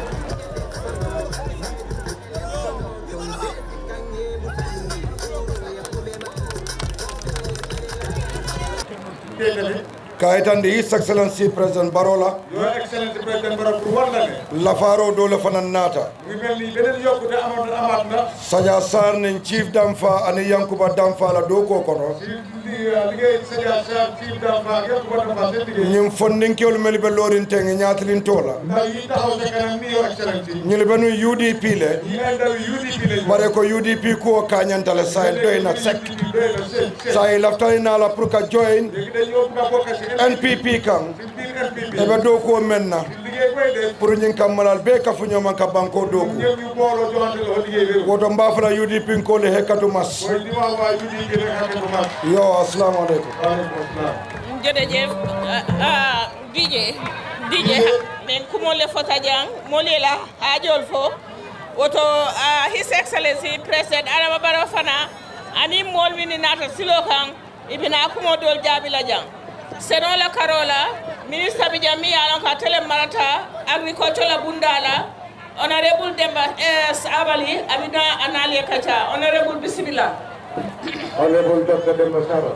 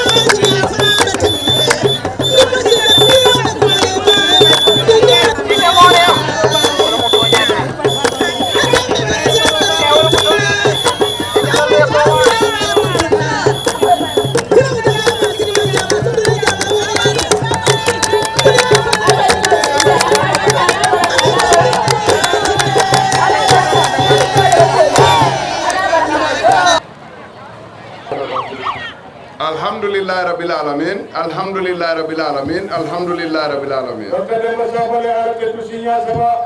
mi salmini His Excellency President Adama Barrow mi salmini ministre ɓe ardi ɓe ɗo fof mi salmini commandant men moƴƴo hon e Sidi Lamin Ba mi salmini chef uɓe men tato gonɓe ɓe leydi Diara ɗo mi salmini kala mo ganduɗa ko guiɗo His Excellency o ardi e makko o ɓenɗo hande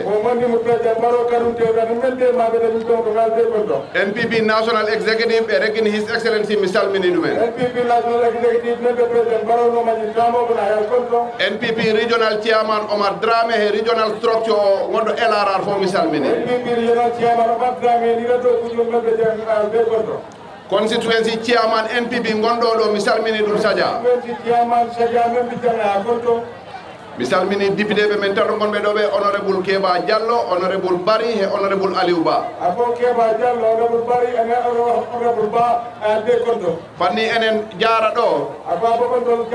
ko ma mi salmin cabinet ministre ɓe ganduɗa ko ɓiɓɓe Diara te ko guiɗoɓe His Excellency President Adama Barrow Honorable Ablaye Sagnang Modo, Minister of Interior. Honorable Sidi Keta Modo, Minister of Finance. Ma Salmin Ibrahim Assise, Modo Gambian Ambassador Russia. Kono ma Salmin Keba Dem ko kammin darnuno do chairman election LRR. Regional Women Mobilizer Ule Jallo alado kono mi salmini ma mi salmin ganduɗa ko ɓiɓɓe am gonɓe ɓe Bodel ma mi salmin ɓiɓɓe am wonɓe ɓe Welingaraba ma mi salmin musidal immorgal Sita Huma mi salmini Diara fof kala garɗo ɗo kulle Excellency e NPP mi salminima His Excellency ndu tunduɗo a gollaniɓe tigui ho nde ɗo hitande ɗo mino andi noon kamenne ɓe keeɓi kibaru kulle probléme sekoji ɗi wigol sekoji goɗɗi cokat sekoji goɗɗi ɗi kesda soɓɓe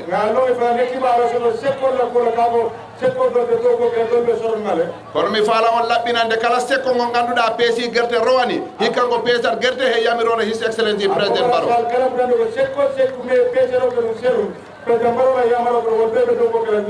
kala ngeɓɓuɗo sekko makko ngo sokatno ɓerde makko nde yo waalo anda président Barrow yammiri sekkoji ɗi fof ma guddit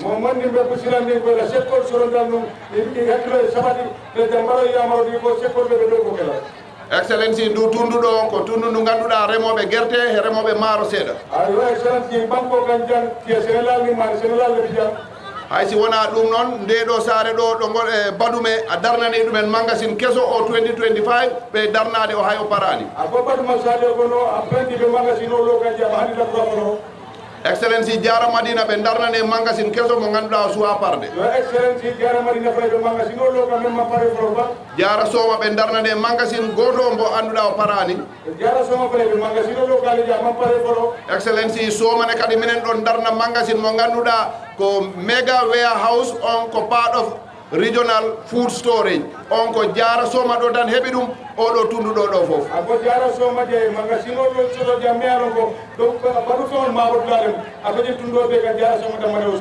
Excellency no Sadia haalirini ɗo ndu tundu a waɗani ɗumen nenemaje hikka Diara ɗo woɗi cie kewɗe ɗe ganduɗa hikka laamu ma ɗum hoɓani ɗumen okki ɗumen awdi okki ɗumen engrais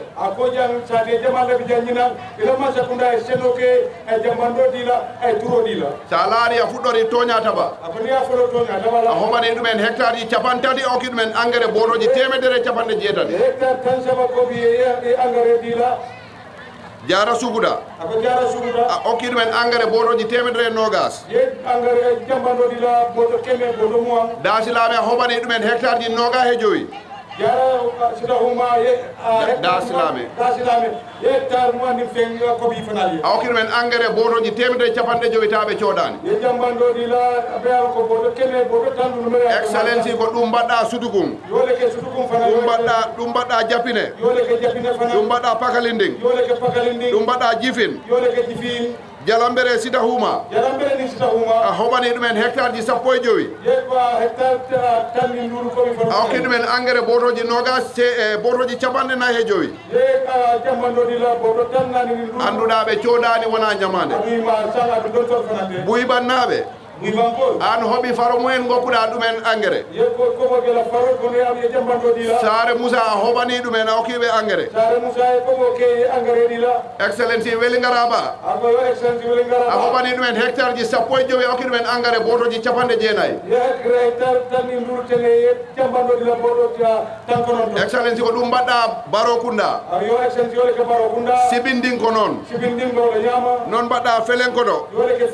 Dingiray kewɗe ɗe ngannduɗaa ko nduttunduɗo woni excellency sa laari ɗi jaraji tati ɗi a hokki ɗumen awdi ko yata kiloji 17,000 kilogramme awdi maaro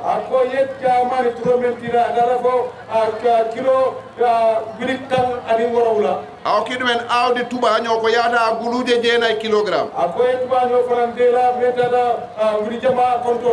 excellency asi wona engrais mo ngannduɗaa mo laamu ɗum yeeya laamu ma ɗum okkori ɗi tunduji ɗo engrais jaaɗo ha botoji wulure temelle jowi e capanɗe jowi ako jambanɗo e men ndi jaadata ko boto keme boto wili kilin boto keme lulari tan ɗum on jambandi wona coogɗaɗo wona ñawlaɗo ako jambanɗo manque don tottaɗaɗa ko laamu président Baro okki ɗum wallugol onon remoɓe mancakundale président Baro mancakundadi général pour kedema excellency hay chemical Baro huuɗo ko paraji e guese he yo excellency hani chemical o ne ka ñaamo fa kunkol ni faroto ndu tunduɗo okki ɗumen ko yata 594 litres.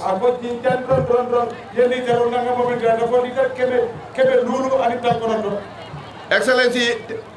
tractor ji kesi ɗi laamu ma ɗum addi ɗi yo excellency tractor ko ɗon lama sakunda ɓe naati woni kalɗoɗo kulle ɓe mballe joranji remgol akotoɗi a sojan kema ko sénégal joramon ɗo laamu ma ɗum ɗo tractor ji kesi ɗiɗi ɗi ko ɗo ɗi ngari ndu tundu jara ɗo akoye jangga ma sakunda demara ko ɗo tractor futa fulala ɓe jara banko ɗin ɗon woni ɗi ngannduɗa ɗi ko 25% joom yoɓi laamu ɗum yoɓani ɓe 25% ko heddi ko ɓe joɓira seeɗa seeɗa yimɓe ɗiɗo gonɓe ndu tundu ɓe keeɓi ɗin tractor ji kesi ako tractor meɗen ko kemo komo sibla moni lulu ikole je faye masakunda ka sibla moni lulu je ko be tundo kan de tractor fula kono haysi wona din tractor ji ne ako halla ma ko tractor ji Madina Angale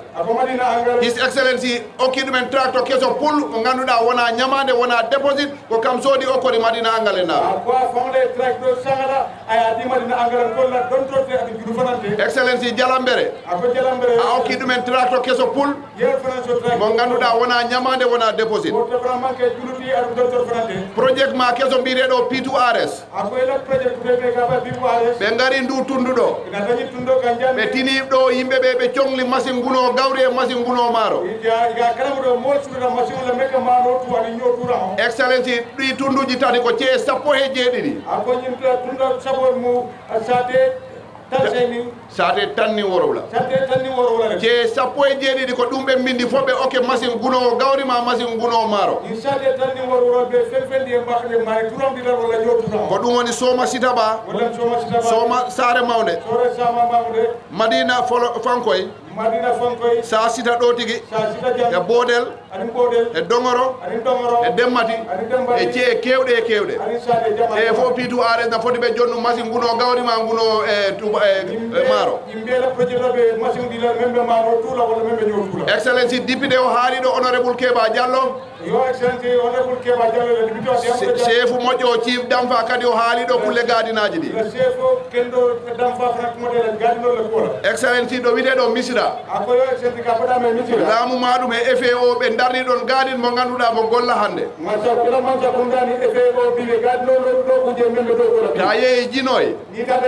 laamu ma ɗum e FAO darno ɗon gadin mo ngannduɗa golle gadin ɗe de en progress gadin o suwa parde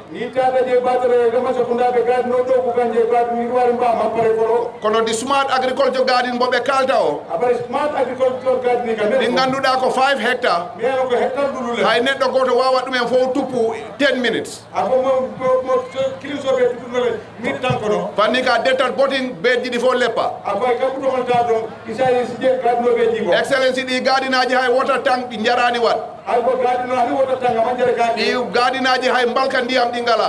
ko gadino hani jibol koye ma soto ɗi fof ko modern gadin ganduɗa ko drip irrigation pipe aji ɗi ɗi gira dula o fof won ɓe mo jamani laɓa gadino mbiya koye paypole korinda ko ta si neɗɗo goto immori saare to ari mo wawi tuppan saare nde fof munimmo kilim mbaɗa saare wa sinayi gadino ɓe roso wata kilim excellence kono on ni laamu ma ɗum wone darnude saare moussa a koye lamman sa kumda wene se kedi londi saare moussa sa ɗo ɓe darna mbaɗo noon mina a jom londi kam minna ɓe darna mbaɗo noon saare jama ɓe darna mbaɗo noon buyba diallo kunda e nden ko gonga dula o fof fottani gadin kono onon ko keɓɗon koye gadin ala tundu ganduɗa heɓɓe ɗeɗo gadin ji sifa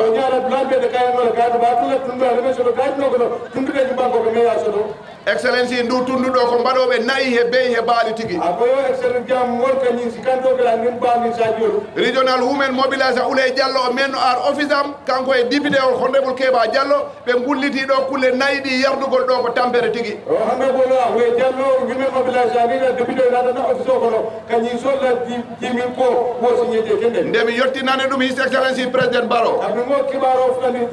o wi kam okku sa sitannaɓe bohol ganduɗa o wawat yarnu nayi guluuje tati ako akay ko ta sajida debbo hono sie mais ñi civil sama mindino excellency on bohol ɓe ngari ɗo si ɓe kantini asgol ngol mboɓe goni o yuara dingira e keɓe kunda ko sasita ɗo ɓe garta asgol ɗo bohol mo ganduɗa mo foti yarnu nayi guluuje tati ako ni ko taw sade men ko niol ɗo ko fota bare yedanana kende ko bohol sinja mais ñi civil sama mindino on bohol mo wawi yaltinde litareje guluuje capanɗe nayi ndiyam weeti kala ako bohol si litar ngani gondinole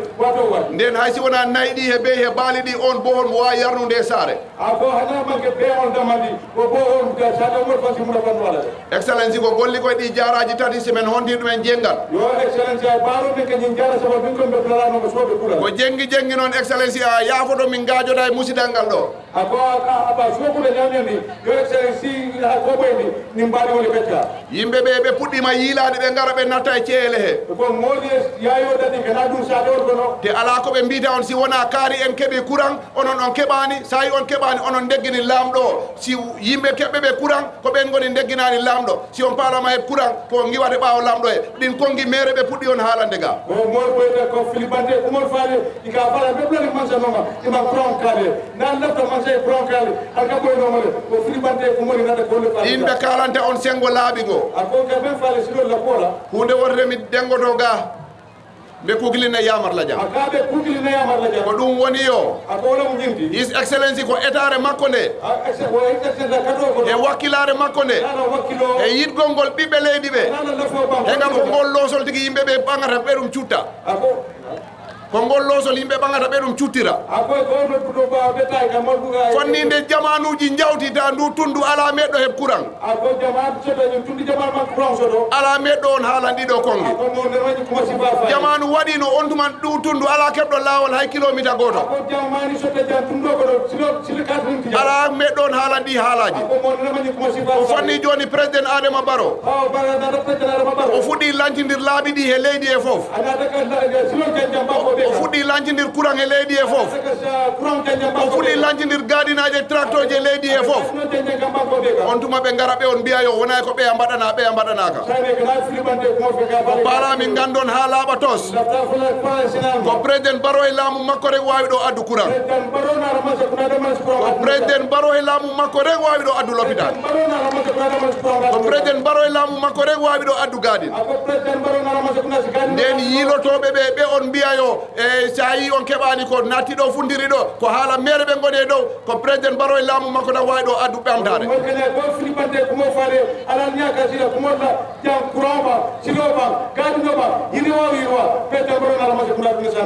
en goɗɗani frontiére o enen jogui musidɓe ɓe ganduɗa ko frontiére heɓe goni yimɓe ɓe mbaddeten ɓe hay si ɓiɗɗo mumen ko Amérique o jibina hay si ko honi leydi wondi o jibina ɓe mbiya yo on ɗon ko ɓiɗɗo Gambia an musidɗo ma debbo ndesaɗo ɗo kilométre aji tati ɗo on heɓa ɗon ɓiɓɓe ɓe mbiya on wona ɓen gona ɓiɓɓe Gambia ɓiɓɓe mumen jibinaɓe Amérique ɓe ɓiɓɓe mumen jibinaɓe leyɗele goɗɗuɗe ɓen ɗon ti gariɗo ɓen ko ɓiɓɓe Gambia ɗum wawa won kala gondo musido modon ombo resa frontière ma yimbe musibe men ganduda be geggoyi nayi kono ko bibbe Gambia ma ko biddo Gambia jibini be wote carte o fewnugol wote carte mo ara yon si wote carte o yoni kala alkali gondo o frontière kala alkali gondo di jaraji do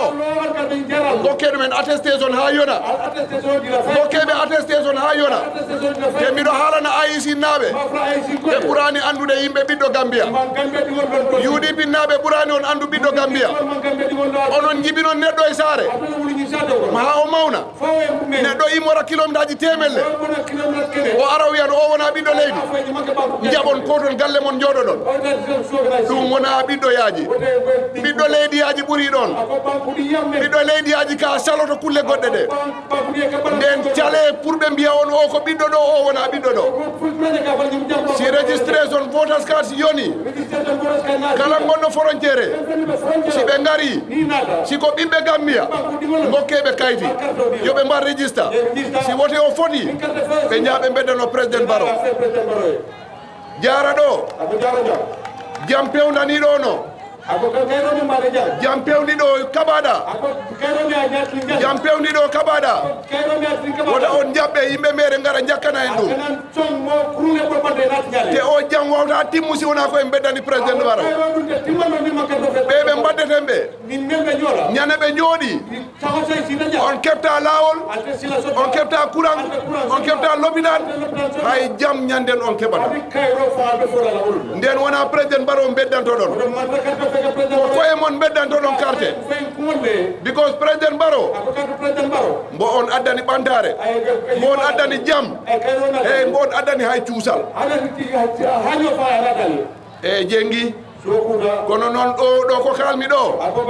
ñande registration foti ciwtoɗon ko kalmi ko mbaɗen ɗe golle haɗe timma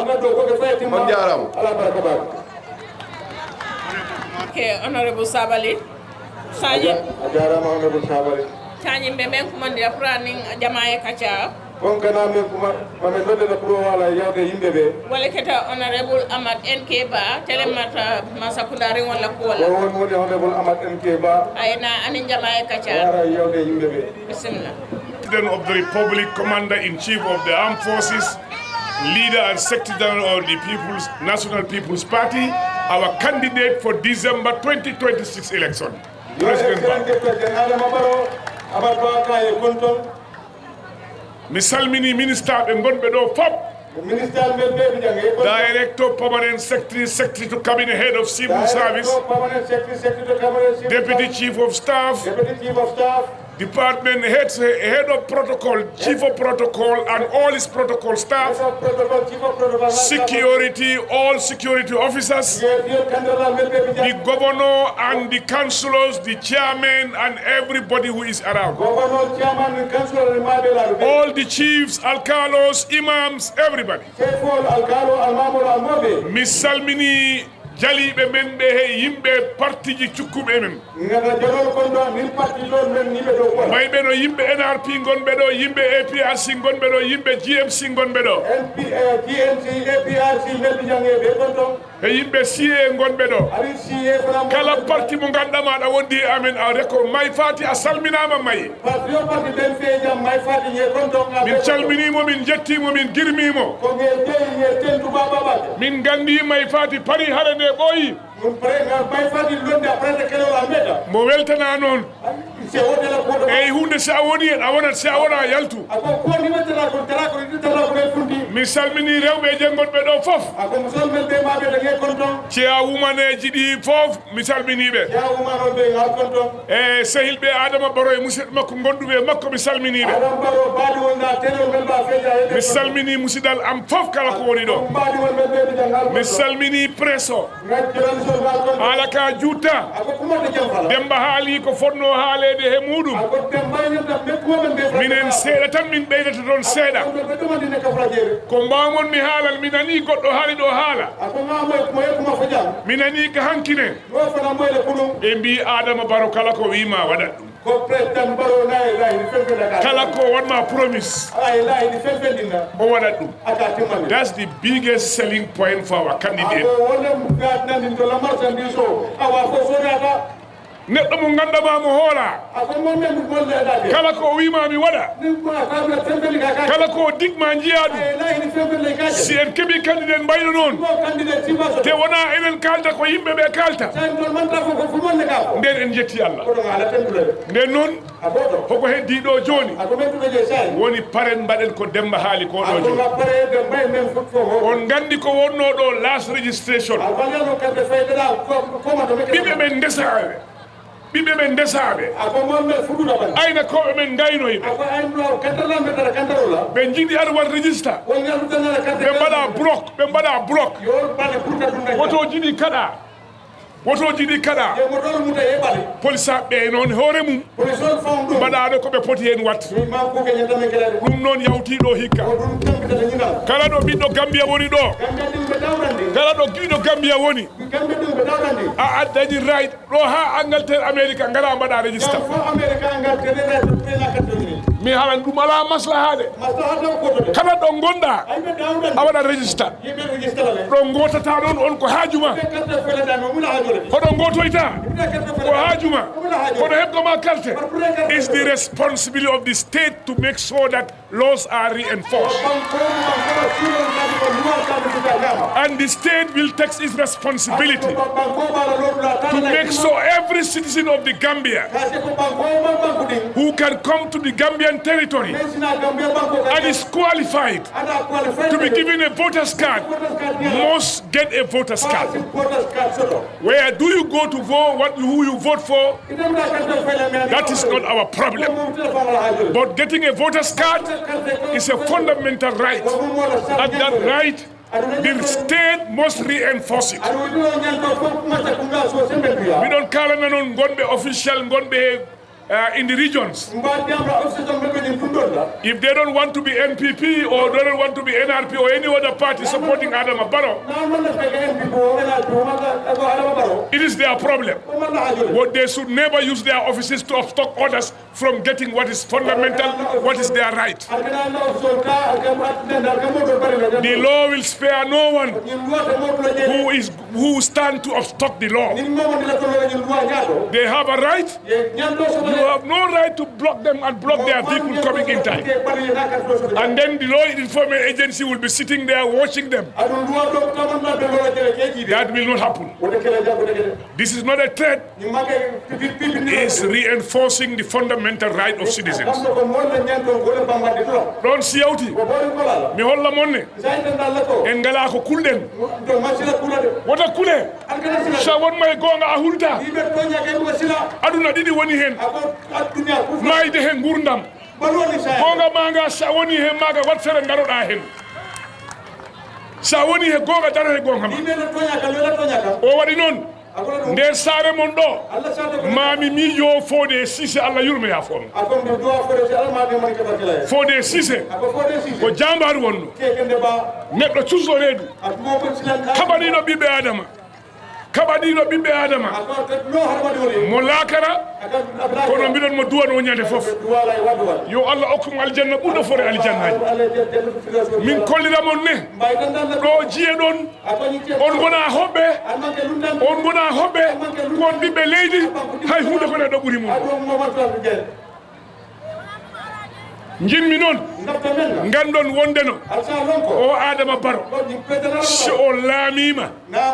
tawi ko ene nde Allah lamminimo woni carte ɗe mbatte ɗe keese si tawi noon registration foti on mbaɗa registre on keɓta carte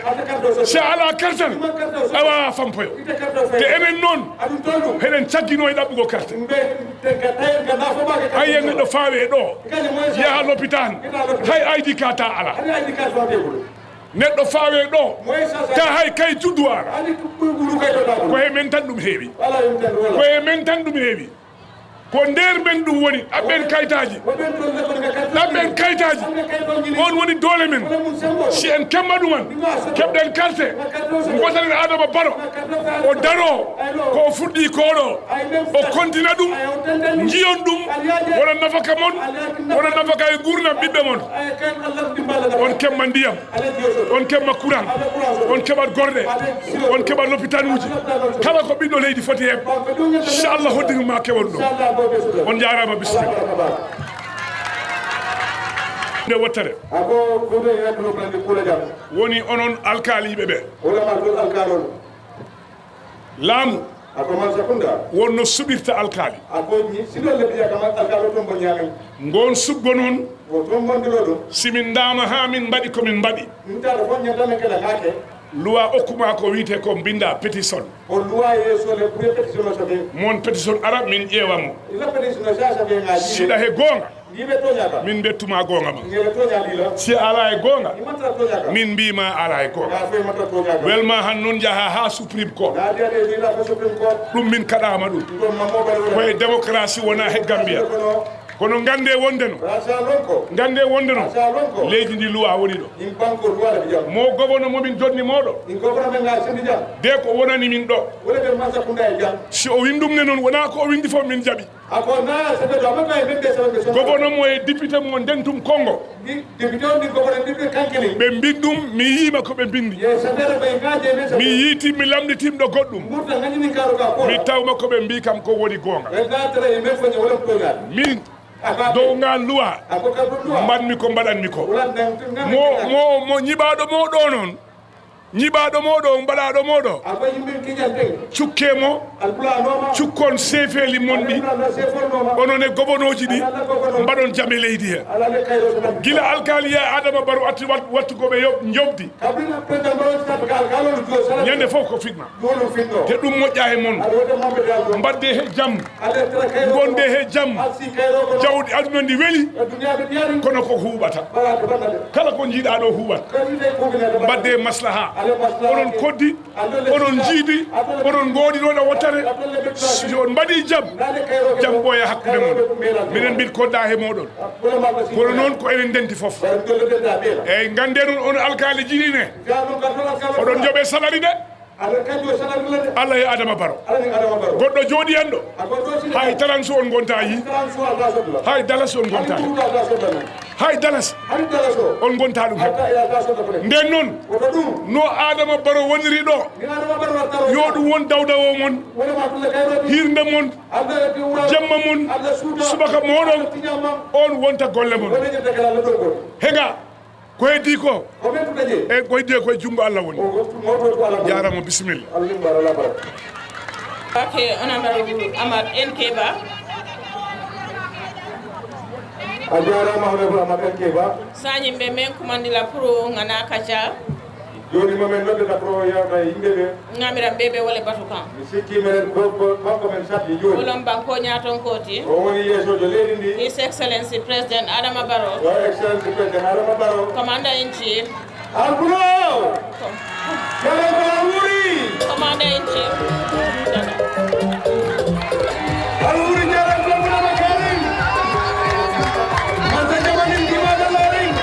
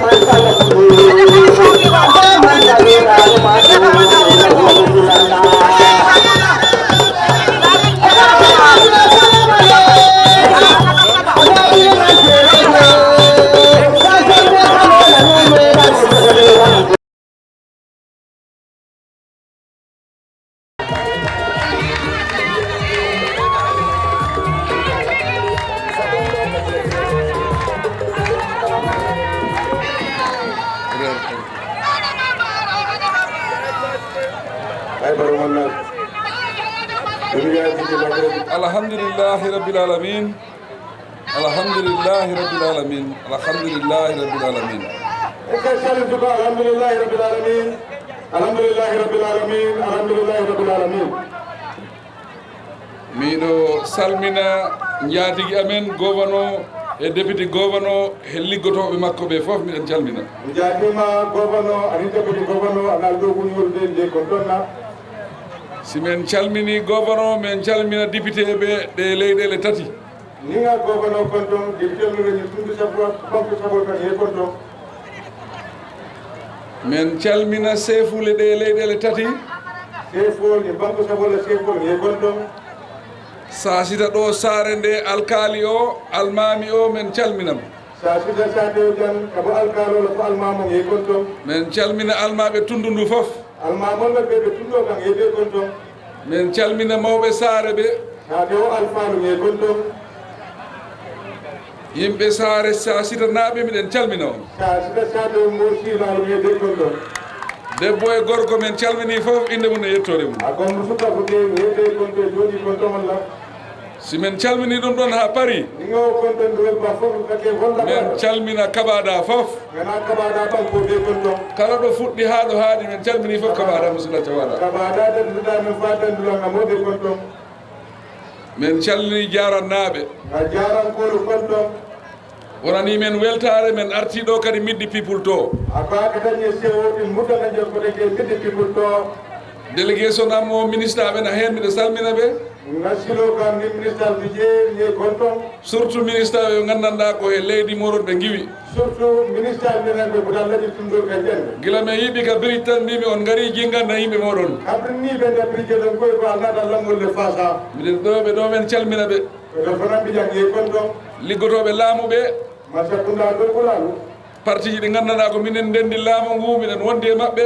Parti on miyana ko yiɗolle detta Masakunda ɗan lowɓe jogono. Musidɓe amen teriɓe am. Mbaɗi wolli terolu. E politicien ɓe amen joguiɓe kulle politique amen e ndir leydi ɗo. Na politicien on miyan kono politique oɓe ɗo lebbuji banko kan jami. Miɗen calmina ɓe fof. Nde ɓe kon tonna. Min noon haala am ka juutata aɓete. Ako piiɗe nokkumoɗo jam fana jawo. Liggotoɗo hewata haala. Ako dow kulaw nokkumoɓe ka siyade.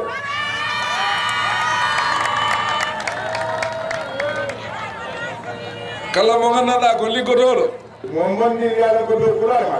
A hewta haala. E mari nokkumoɓe ka siyade. Wona haala ka gollata. Ako makka ko diyamole ko dow koke. Ko ɗum waɗi minen min yiiɗa haalde. Wona ɗum man laf diyam mbala. Golle amen ɗe. Golle dow polu. Ko ɗen gatta haala ka ha laaɓa. Wolle ɓe dow kumo kela fayi sénéa. Hande si a laari. Ako bini a koros. 2021. Ako 2021. Ari ha 2025. Kana fo 2025 sama.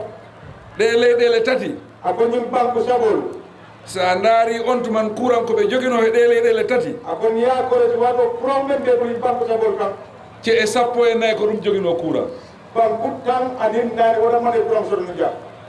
Ɗe leyɗele tati. Ñin banque tundu sabo ɓe. Ce e sappo e nayyi. Banque sade tan naani. Min de armi he joni. Ndewde nanani saytema. Ce capanɗe nayyi e jeenayyi ko ɗum matmi courant e nde leyɗele tati ɗo. Aboko sade tan nani anin konon ko courant ko ɗum no jaa. Duuɓi capanɗe joyi. Ako sanji tandu. Ce e sappo e nayyi. Sade tan anin nani. Duuɓi jeetati. Sa sanji sayi. Ce e capanɗe nayyi e jeenayyi. Sade tan nani anin sayi. Ko ɗum mi waɗi ɗo courant. Ako wona ɗiɗon courant. Wayne so a ndaari ndu tundu ɗo. Ako aboko ni a koros ñin tundo jam. Ce nogase nayyi ko ɗen woni nde keɓani courant. Ako sade moanni kono ɗamanema courant soɗo kono. Kono kala giwɗo ɗo o mitin ɗo. Ako bari momoni ko dañi mitinoɓe jam. Haysi a hawri e esirama e laawol. Andi ni pitan ɓenta silo kam. Wimo président Barrow wiyo ɗo e 2026 o kan on courant. Faye ko président Barrow ko. Jam min 2026 alɓeɓe courant soɗɗal. O courant ɗo. Ako ni courant o jam. Ko min on tigi ɓangi ɗum mi waɗi ɗum ligge am. Ako fongale maw dow ko ta ngalam fonka. mi faala kulle ligge kuran mi gayna ɗum naftale courant o ko ɗo ko bankoka simi gayli ligge kuran de ngal naftale courant ɗo ko kala ta mi foftima ɗon joni mi continue laaɓi ɗi rek sa sin fayo courant kono sa sino ɗon gole ɗo ko ɗum waɗi mi faala gaynude kulle kuran warannan manda so jaan courant kola miɗa andi noon yimɓe ne kawji ngano ko mon ɗum ɓe hawjiri nde ɓayde si a laari Gambia hikka joni ko nawliragal woni e nder Gambia ako kamta say ka kamenaji ɓe no sinayala bijal nawliragal ngal noon awaɗi no sinayala ngal heeɓi men tampinde ako ɗumɓe baɗandi kan aɗa si goɗɗo heeɓi courant anin ɗo e courant soɗo an mbiya a heɓani ite ko ma soɗo mbiya mbaɗa fitna fay koye waga fitno so on mbaɗi noon naña ko ñama on tampinan men alɓe baɗanda tampino leydi ndi ade ɓan ko baɗandi ɓaydi fof no andi aduna ko seeɗa seeɗa yarante ko a heɓani duuɓi 50 sa fuɗɗi ɗum heɓa duuɓi jeetati a mi fi ko hay setti e foti yettude Allah joni on tuman ɗe ceeyi men ɗo yimɓe ko gimmoro ɗo jaaha ha jara sooma ɓe haɓe codoya galas woɓe jaaha ha Casamance codoya galas joni si a yalti saare ma sa yeeyayi saare wonde keɗa galas hay si a soodi liɗɗi jaaha hay goɗɗo mbiyam waɗanam liɗɗi am ɗiɗo frige ma ɗo on si heeɓi wayno an kada heeɓi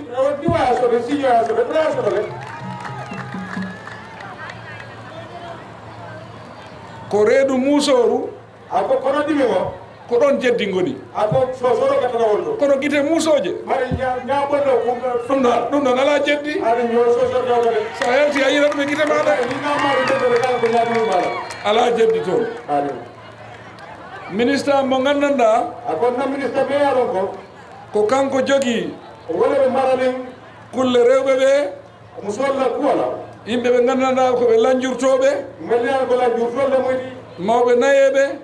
keɓa ko ɗo ɗum rewɓe ɓe gandanɗa worɓe ɓe maayi ko kamɓe jogui galleji mabɓe musol mena ɓe keñol fatuɗa ɗo dimbaɓe to leɓol ɗum woni ministre mo gandanɗa ko on ministre of gender kako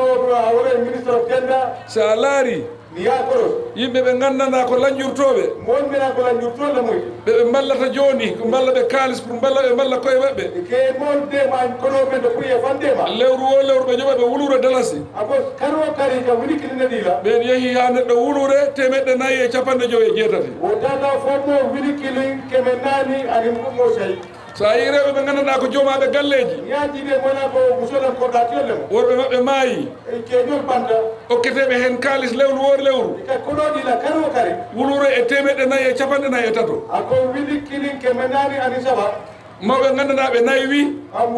keɓamene e koɗota ɓe jeeyi ha duuɓi 70 ko fawi itata ko sañi tan woroma ko santo en kadi lewru o lewru won fanan karo kari min gokka ɓe wulure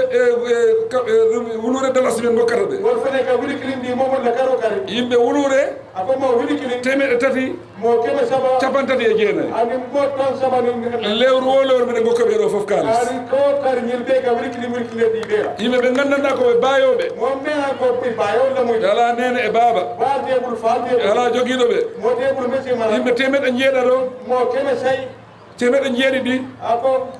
keme worwla 55 ako tan nane ani luru ko ɓen men gokkata lewru o lewru wulure ako won fanan karo kari ka wilikilinde ɗiɗo sa fawodiri ɗum ɗon foof ako ne yimɓe kafuñoma ɓeɓe gokkata lewru o lewru wulure ika men ɓe wilikilindi ɓella yewi he yimɓe guluje joyi adara fof woni tan lulu e yimɓe jowo ani lulu ɗum wona kalis cakande wone kalis kode femade de sa konti on kalisi yo ko ɗo kafuñoma nde min puɗɗi ɗum e joni haɓigadadani ɓe min gokki 1,4 ako million tan nani men dita ɗum foof ko ballal laamu ko ɓen ɓuddema roɗamanne allah ɗum ɗo jeddi ala hen ako yimɓe joni tije minen ngu laamu gonɓe lañi masakunda ko laamu moɗon jama masakundare ko laamu mon allah masakundare ko onon jeeyi ngu laamu dolletami masakundare ko onon ɓegi président mbaro golle a dolle président mbaɗoɗa dow kala ko jiɗɗon ko ɗum jimmi a dollata femɓe ndeɗata kala ko mbiɗon ko ɗum mbaɗanmi wona ko haaju mon jahatmi jemma e ñalowma allah haajo daga siwola kala ɗo palɗon mi laara ko ɗon mi laarata ko ganda men jiɓe ɓe jeere jiɓera haaloɓe ɓeeɗa min mi haajaka ɓen ɗon min ko onon kaajami onon woni patron am min komi mbay faal moɗon to ɗon hitande o hitande mi arat mi yillo pour mi waɗa contibo ko on contibo gonmi kabada naɓe noon woɓɓe kaaliɗo ɓe mbi ko onon jogani kam ñamande ko ɗum ɓe mbi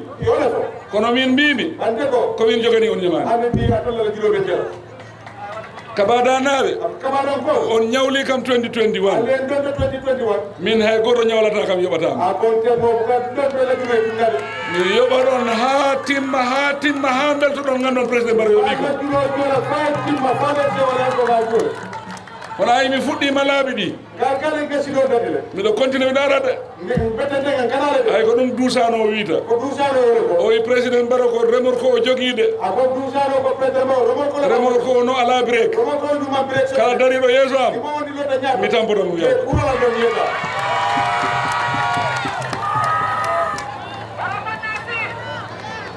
ɗi jaraji moɗon ɗo laaɓi ɗi cohluɗon ɗi ko kilométre capanɗe nayyi min ɓeti ɗi fof laaɓi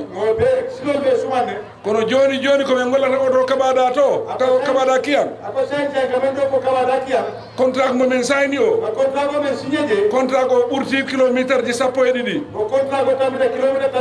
ngol lawol mon gargol ɗo ha rewi sasita ngol ɗon joni min puɗɗatan ngol joni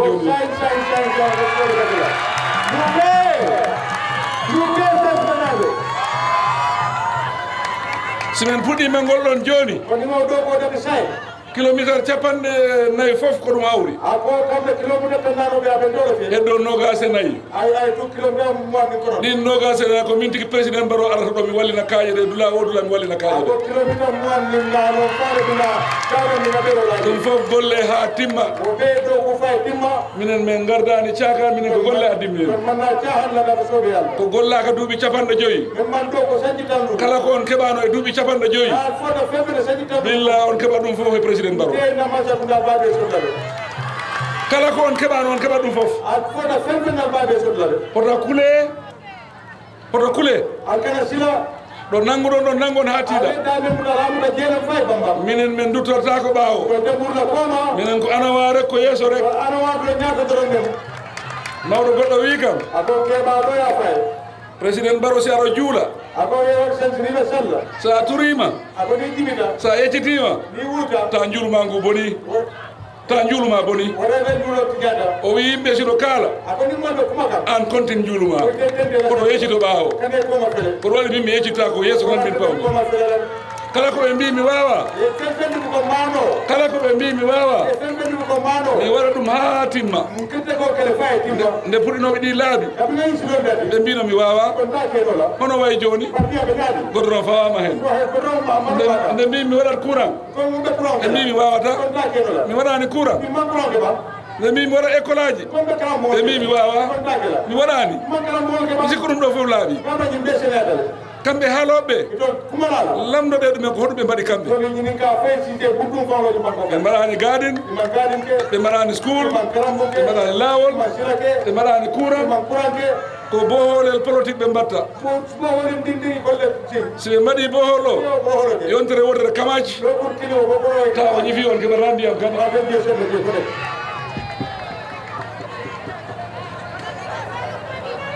kono noon min beltima a bete député mon o wino mi wino on mi artat ɗo kono mi arti andi ko tuma gartoyammi simi uddita laabi mon ɗi on to mi artat ɗo kadi mi ara on tan mi uddita laabi assalamu aleykum wa rahmatullah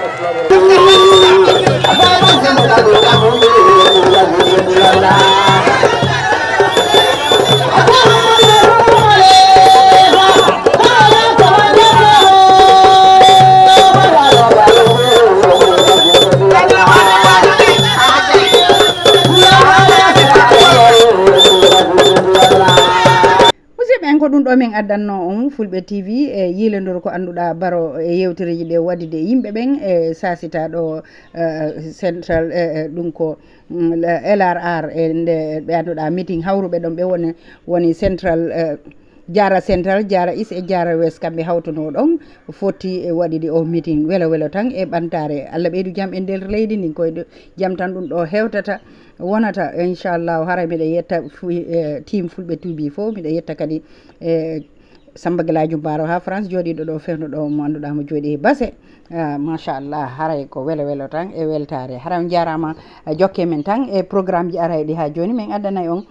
programme ji makko no men heɓiri o inchallah on jarama